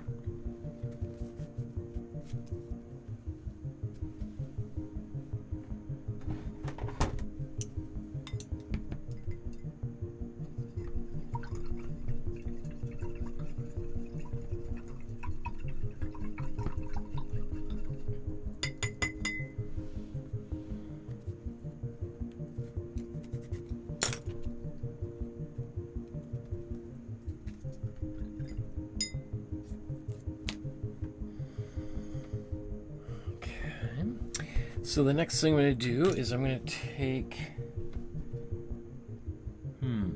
well,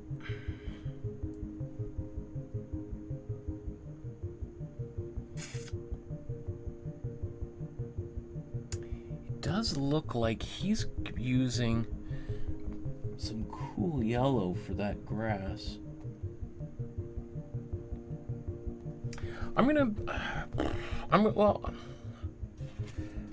to take my warm yellow and warm blue to get this kind of grassier green.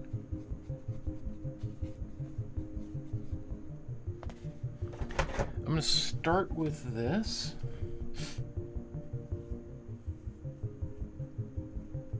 Oops.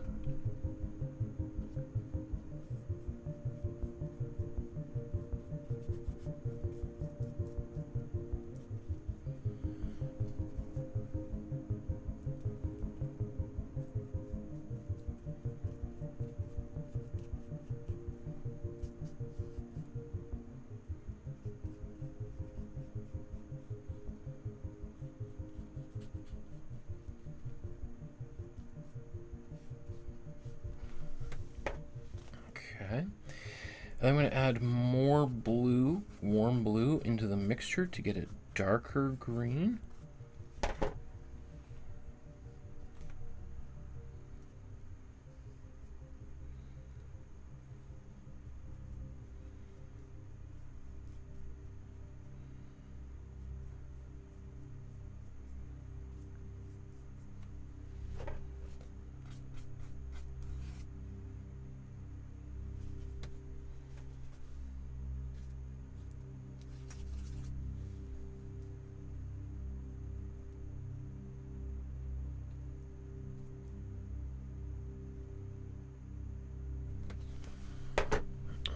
I'm just gonna mix a bit more of this. The more blue in here, the darker that green is going to be.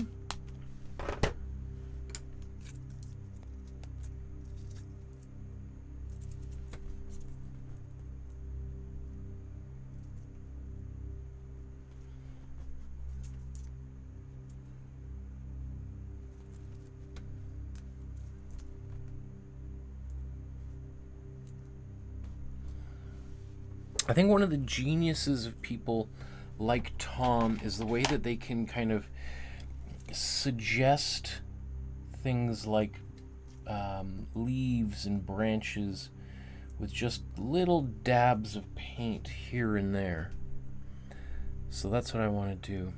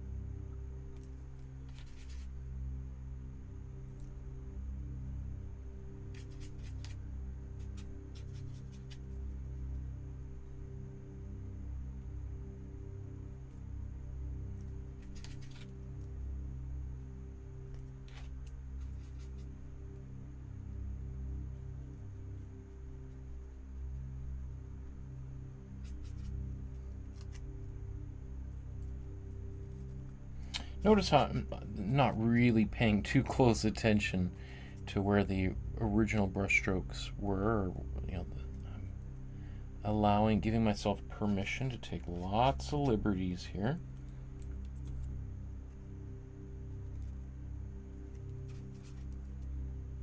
And so the paint's also kind of being a little bit goopy the way I'm painting with it. That's okay.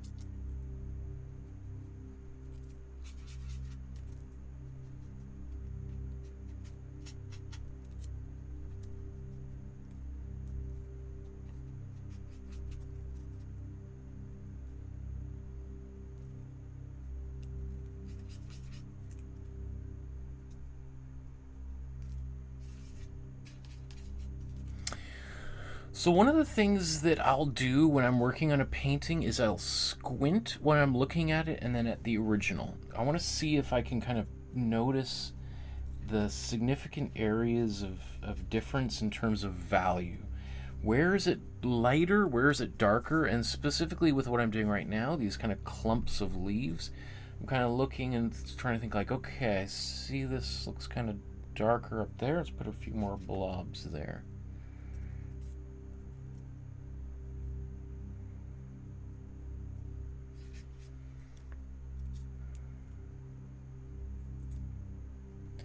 I mean, this is obviously a technique I learned at some point, but I've definitely internalized. I find I do this all the time when I'm painting, even when I'm drawing. I'll just squint my eyes, because squinting your eyes kind of just removes all the details. All you see is the larger, the shapes of the shadows and highlights, and especially at this stage, I'm doing almost, that's what I want to do, is get those shapes in here. I'm not worried at all about detail.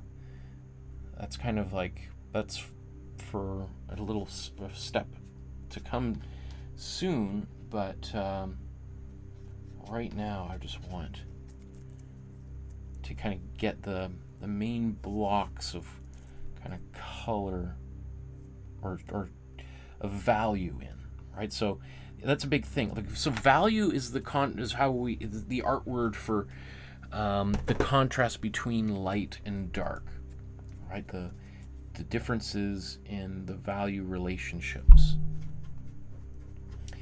So, and I say this all the time, but I'm really almost not at all concerned about the color I'm using right now. You know, I know that probably some people tune in and like, oh, look how he's got that background color. It's totally wrong. I'm going to tune out because this guy doesn't know what he's talking about. That's fair, but that's also kind of a misunderstanding of what I think is like the whole painting process. That, because I think some people think I've got to mix that color perfectly at the beginning. And I see people just spending hours and hours wasting time mixing colors for parts of the painting that are totally irrelevant for that stage.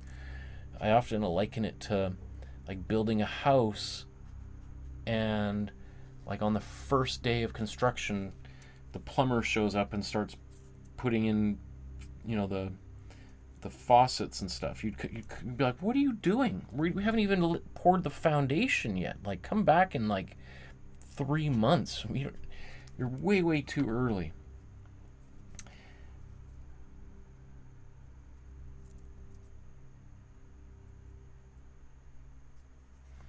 And I can put like, you know, floating clumps of trees, of branches and things, with the intent of later on maybe I'll make a branch that connects to that area.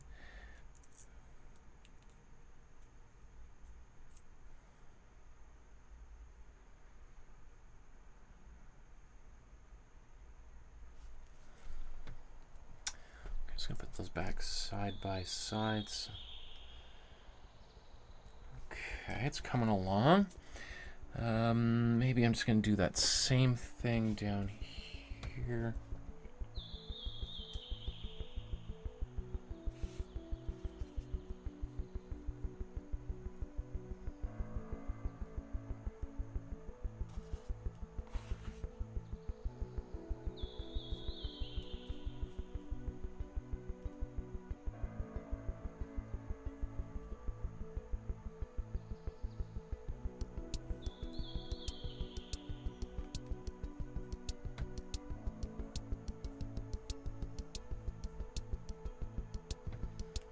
Okay. I think also now I see that Tom has used some cool yellow and cool blue in a few places in the foreground, which is not typically what we do, but you know, since he's doing it, you know, I'm going to do it too. I want to be careful about putting too much of this in here, but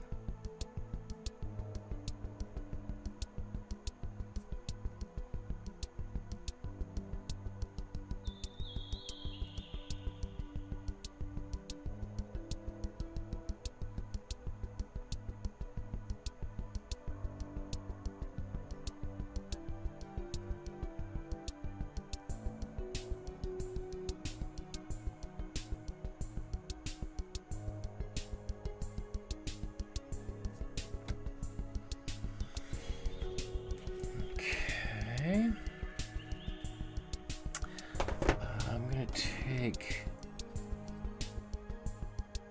You know what, maybe I'll leave that like that for right now. I was going to kind of darken my brown in, but I think I'm going to step away from this for a moment, or from that part.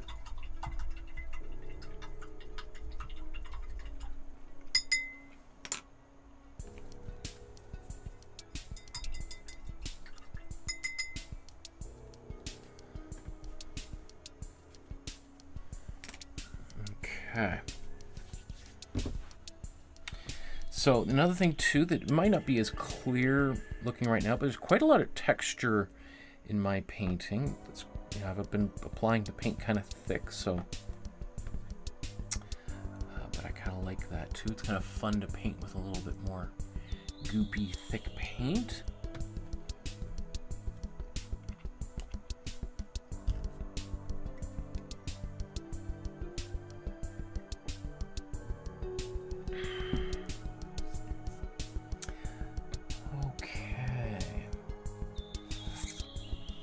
So, I think we're gonna go back to the background now.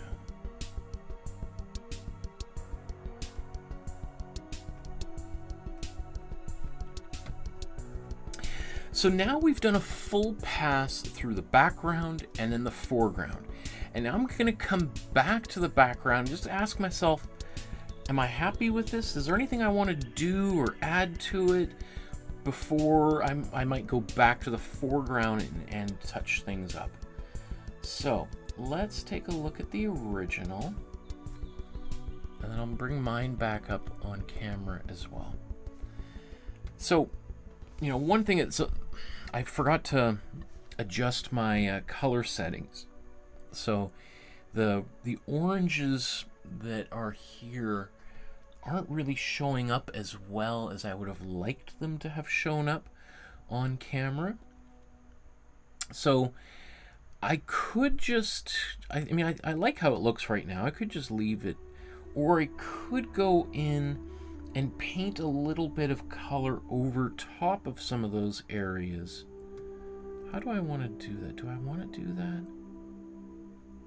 Because you can really see that that's what he did in his painting. Like it's very clear that he's painting that sky in and between some of those trees.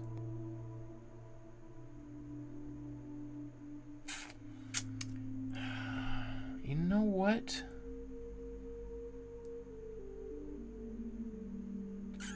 I'm very reluctant to go back in. I think I want to keep this simple. So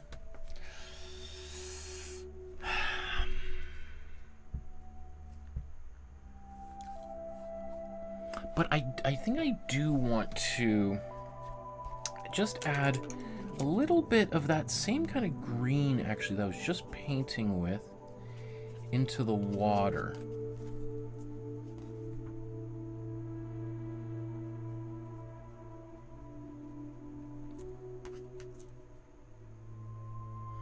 Because if the sky has some green in it, oops.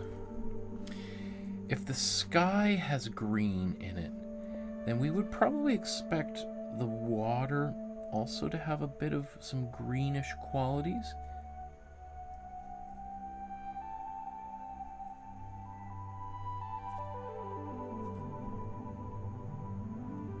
I feel super compelled to go in and around. You know what? I'm just gonna go. Let's just leave it. I'm just gonna leave it. That's the purpose of today's episode, is not being perfect.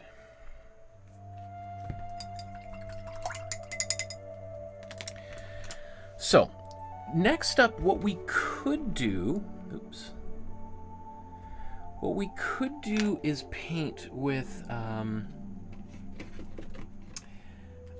a black. I'm going to mix my own black, however. I like the process of mixing my own black colors, so I'm going to do that. So I'm going to take my cool yellow and cool blue, mix these guys together here. And, oops, that's my cool red. Let's take my warm red. I'm going to mix that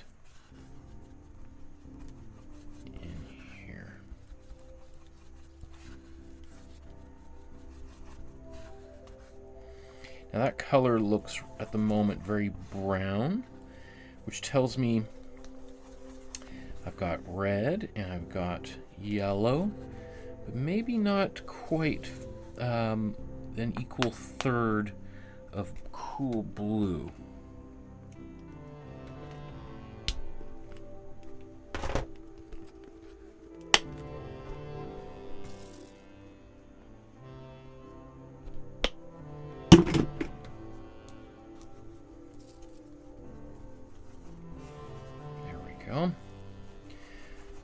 That cool blue in there, and it pulls my brown right into the center. And again, you go ahead and use black if you like. I just like mixing my own black.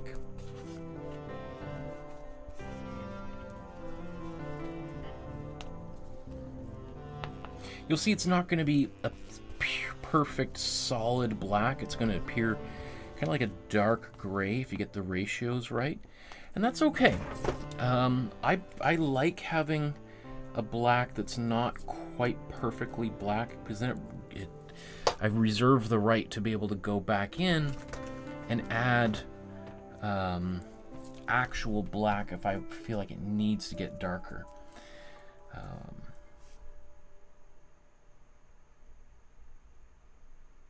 So I guess I'm gonna go to my foreground again.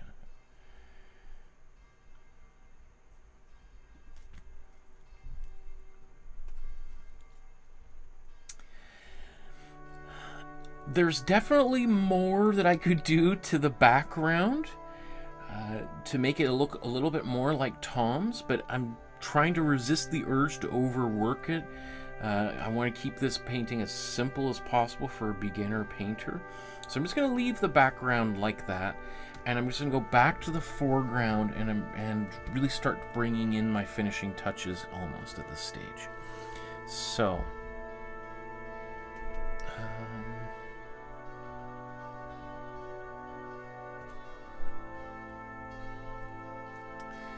So I've mixed up my own black, I just did moments ago, and now I'm going to go with my black, and I'm going to go back down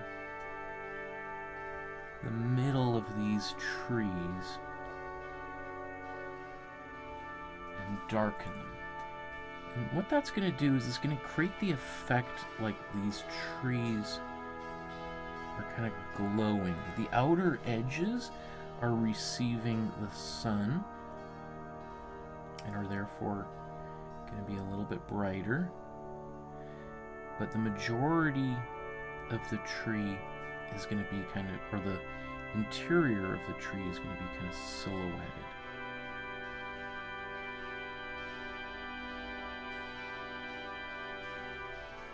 And I love this little trick. It's gonna, I might have to even do a couple coats of it. But now it's going to darken this in. It's also going to have the effect of maybe making my sky almost appear as if I've brightened it up. Because as these trees get darker, it's going to make the sky look lighter in contrast, in opposition.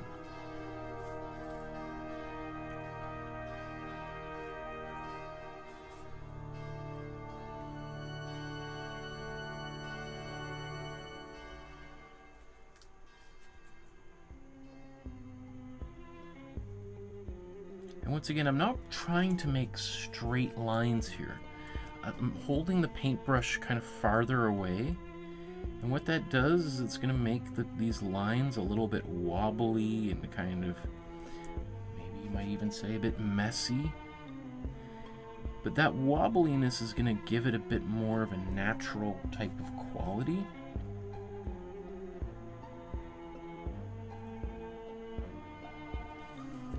Because after all, they're not like aluminum pipes, they're tree branches, and so they are going to be a bit kind of wonky and uneven, not quite straight. So also I'm going to go into some of these clumps and darken the centers of these. So once again, I'm going to use my squinting ability to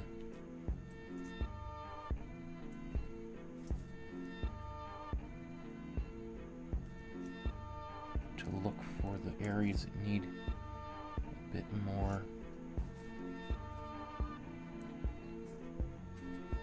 darkness.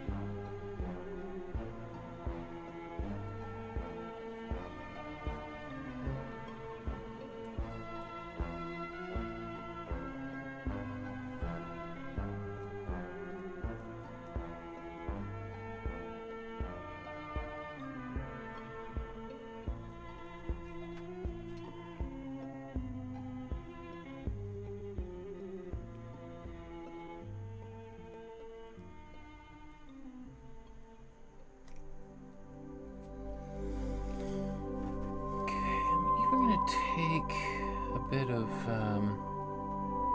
actually, you know what, I'm going to take this brown that I have here, I'm going to bring my black into the brown, mix an even darker brown.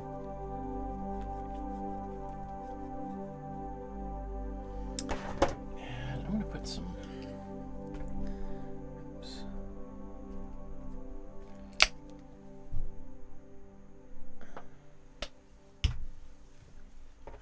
I'm just going to add some more warm blue into this brown.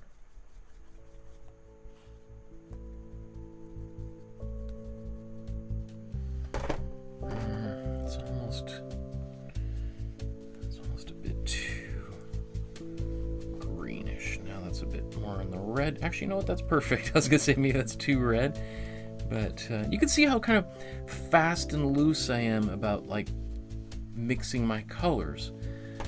Obviously that comes with experience,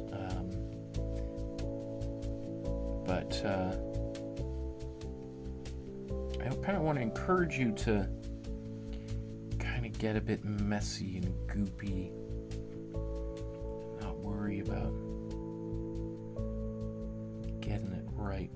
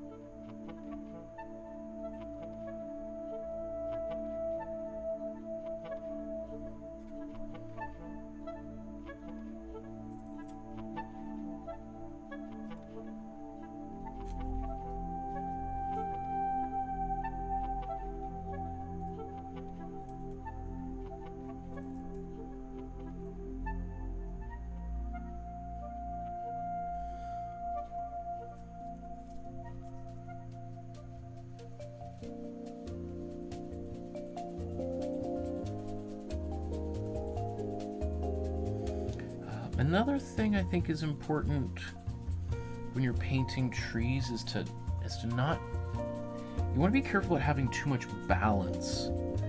You don't want it to look like, you know, like a perfect little Christmas tree where there's equal amount of branches on one side and no gaps on this side. You know, that works for a little Christmas tree that you have in your living room. You know, those are the trees that always get purchased first at the, you know, the Christmas tree lot. I think when you're making a painting, you want to paint the trees that are left behind, that nobody wants. Those are the ones I think are more interesting visually. You know, they're lopsided and uneven, and they're going to look less artificial, less manufactured, more wild.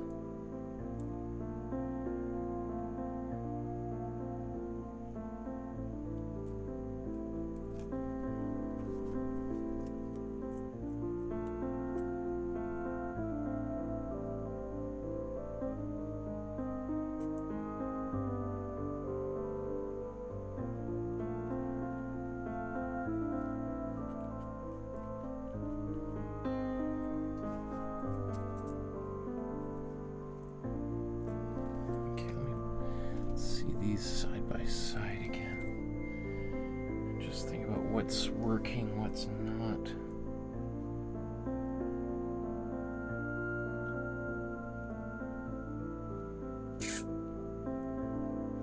Well, you know, the more I look at it, the more I see these like blues up in the branches and things. And so I'm going to take a lot of my warm blue.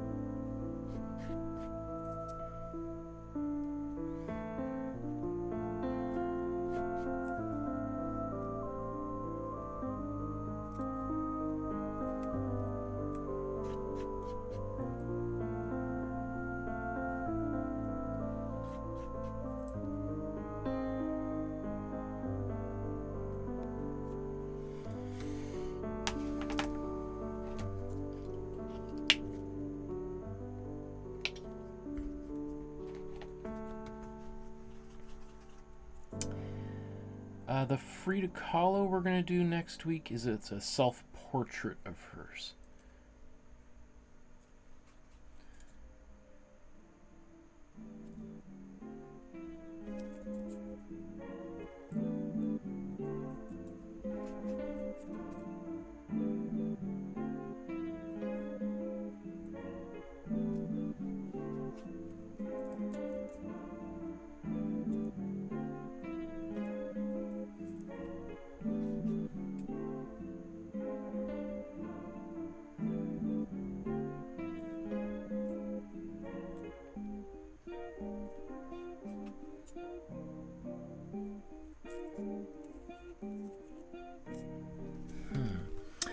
So I'm kind of just having a little bit of a debate in my head about maybe even actually adding a little bit of pure black in here.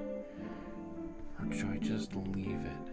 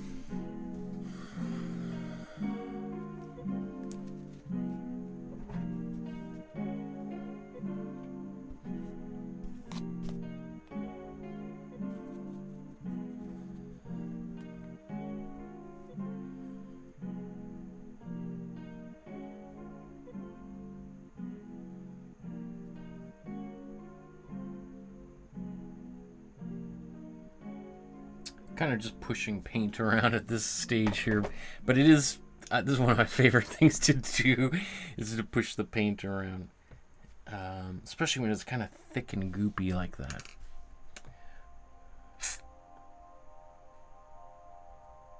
I don't know.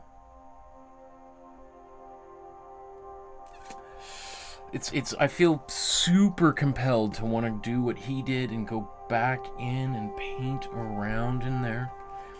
But I think I'm gonna let it be. Which is very hard for me to do. The only thing I'm debating again is, should I put a bit of black in here? You know what, let's do that. I almost never use black. I've had this same tube of black paint for 4 years, and it's still got lots of paint left in here. I have to just make sure it hasn't all dried up.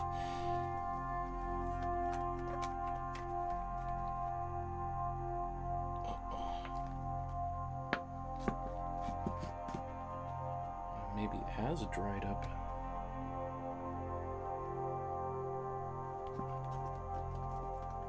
You can see how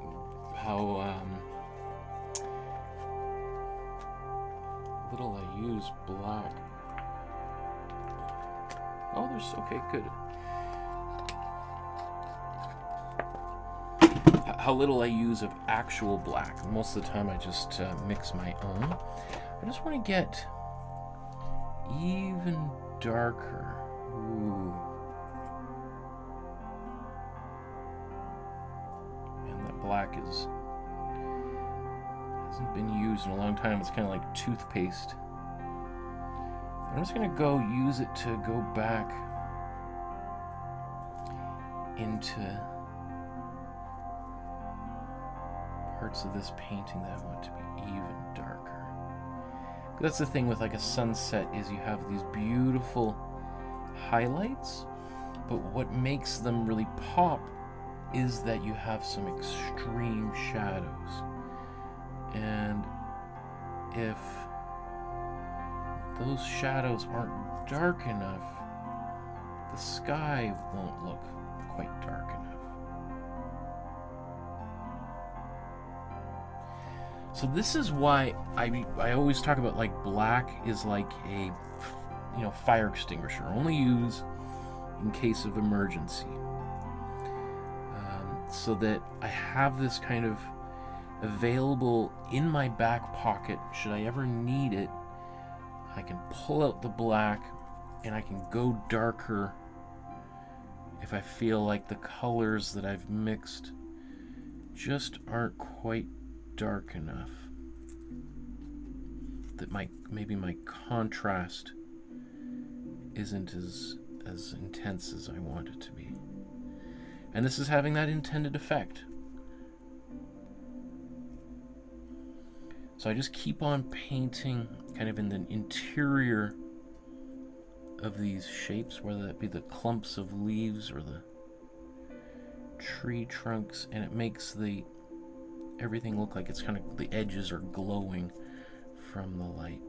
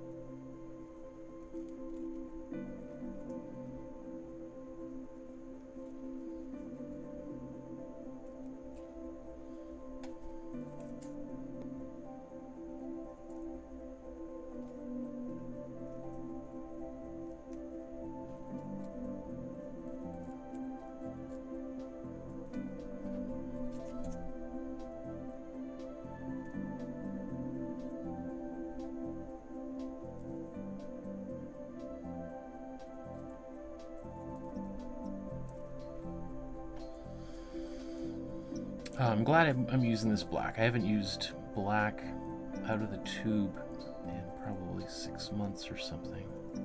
Because generally I don't need it. Generally feel pretty happy with the value contrasts in my paintings, so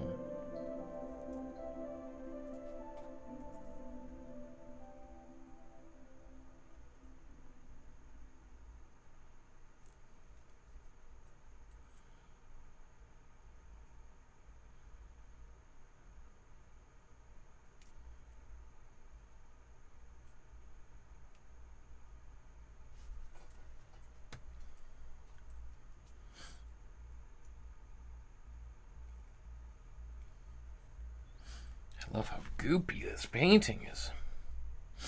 And there's definitely, if you ever get a chance to see some of these oil sketches at the National Gallery in Ottawa or at the Ontario Art Gallery in Toronto, you can see kind of how thick they are. It really gives you a sense of like how quickly he's painting.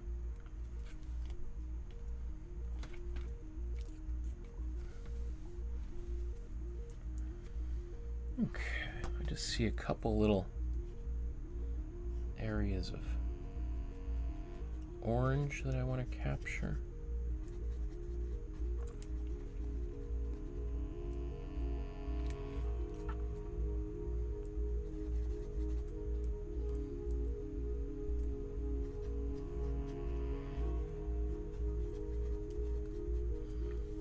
I was kind of hoping that I could do this without having to use more paint. Let's see.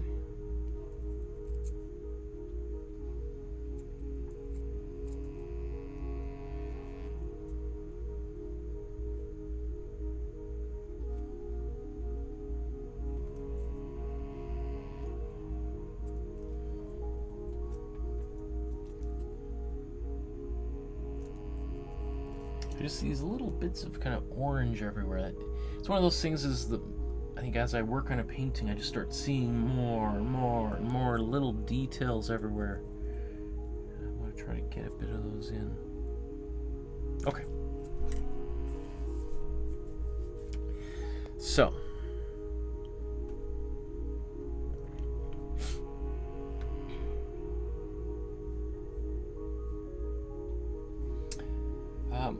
I should have mentioned as well in the Dropbox folder there is a little bit of a outline that lists some of the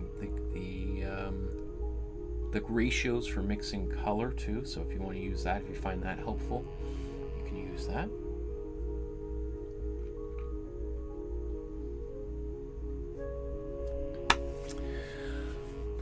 Okay. So today was one of the faster episodes because I really wanted to focus on trying to make a painting that was relatively simple and achievable by even a beginner painter. So right now what I want to do is just do a quick side-by-side comparison, compare my version of the painting to Tom Thomson's original, and just see how well we did.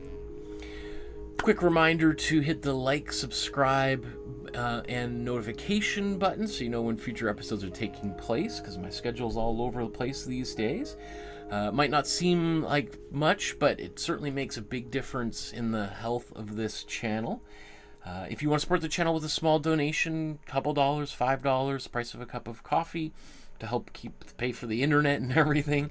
My bills far exceed the amount of money I get from like ad revenue from YouTube, etc. So thank you again for your generous support over the years. You can use the PayPal link there, scan the QR code, and it will take you to the PayPal page where you can safely donate to support the channel. Other ways you could donate is use my email address, which is on the Facebook group and my website. Those links are below to send an e-transfer or a check in the mail if you want to set something like that up. And I also encourage you to take a photograph of what you've created today, upload it to the Facebook group, join the Facebook group, upload, and then in about another 3 weeks from today, we're going to be doing our next feedback episode. And I want to be able to celebrate your achievements, see how far you've come, whether it's Tom Thomson's painting or even it was one of the drawing episodes we did almost 5 years ago. I still give people free feedback on their drawings, and that's what our Facebook group looks like. Senga says, wow, I can't believe I kept up. That's awesome. You did the paintings at the same time. That's very impressive. Great job, Senga.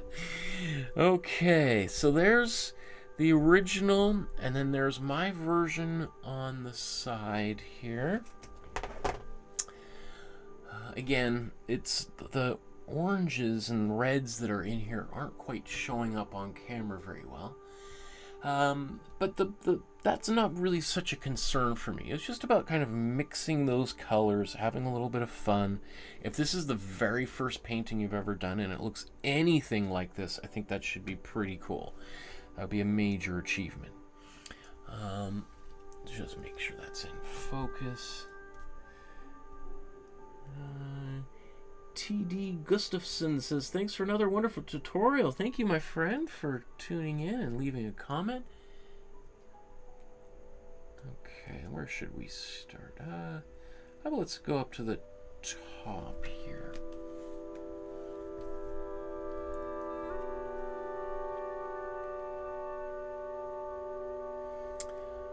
Okay.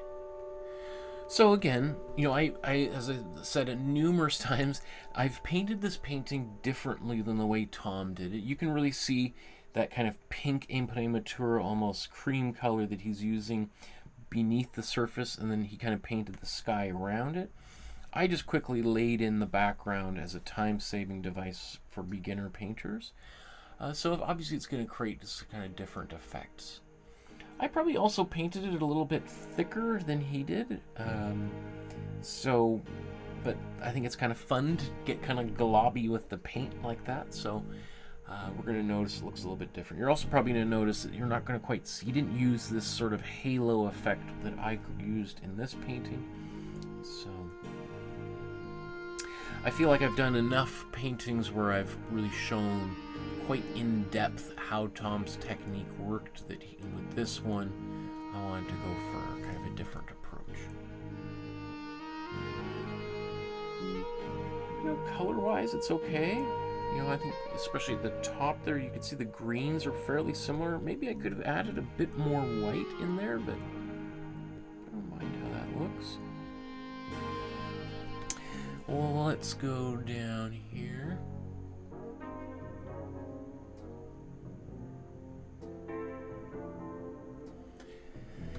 So you can really see, oops. You can really see in his painting how the colors are kind of mixing on the painting. You see these kind of streaks and stripes in here, whereas mine, they're much more solid colors. You know, if I didn't doodle around so much when I was painting that background, it would have looked a little bit closer to what he got there.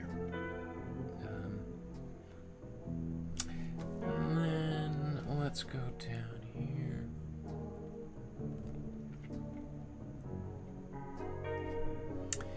You know, it was kind of hard for me to see in the darker areas exactly what was going on in and around here. There's kind of these dark browns and greens swirling around. So I just sort of faked it out, kind of just tried to put in kind of a number of different kind of colors, because that is also going to add a level of complexity when you see kind of 5 or 6 different colors from the same families, kind of in variations, varieties down there. It's just going to look really kind of cool.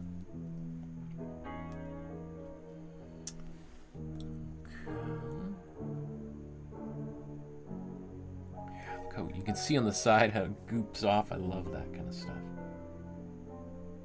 Oops.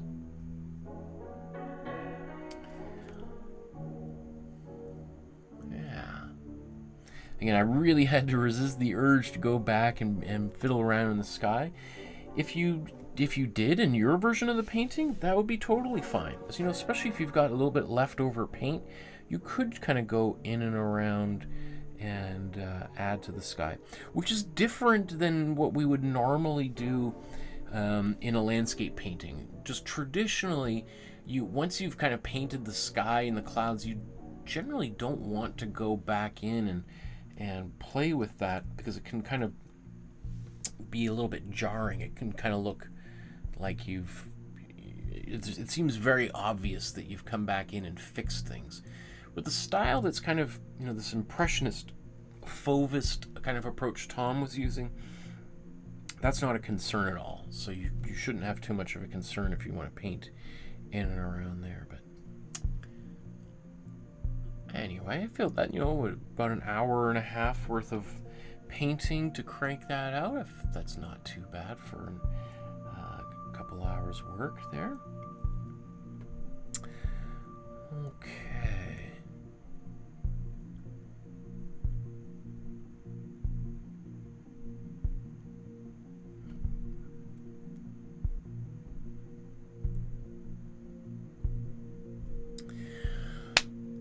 Okay, thank you everyone for painting along with me and for keeping me company for the last little while here. I hope, I'm looking forward to see how many people have tried this painting, and if you encounter difficulties along the way, if you found it was way more difficult than you expected or easier than you expected, please let me know in the comments below or when you upload your version to the Facebook group. Misha says, this painting gives me lots of joy. Senga says, the Scottish artist died yesterday, Jack Vetriano, famous for the Singing Butler. Okay, I'm not familiar with that artist. I'll have to take a look for it. Well, my wishes to their family that hopefully he lived a good old long life and enjoyed himself while he was here. Again, the more and more people who are painting, who are spreading the joy of art and creativity at a time where destruction is all around us, whether that be in our governments and in wars going on at the moment, the more people who are working to construct things, to create things, to bring beauty into the world, acts as a positive counter to all the negativity that seems to be surrounding us right now. So thank you for doing your part into helping make our world a better place, and to help like my daughter's generation to hopefully grow up in a better world than the one that we're in right now. Thank you, everybody. We'll see you again next week when we work on a painting by the great Mexican artist Frida Kahlo. Until then, we'll see you soon. Have a great evening, everybody. Good night. Bye-bye. And thanks for tolerating the odd audio issues with the new music. Good night.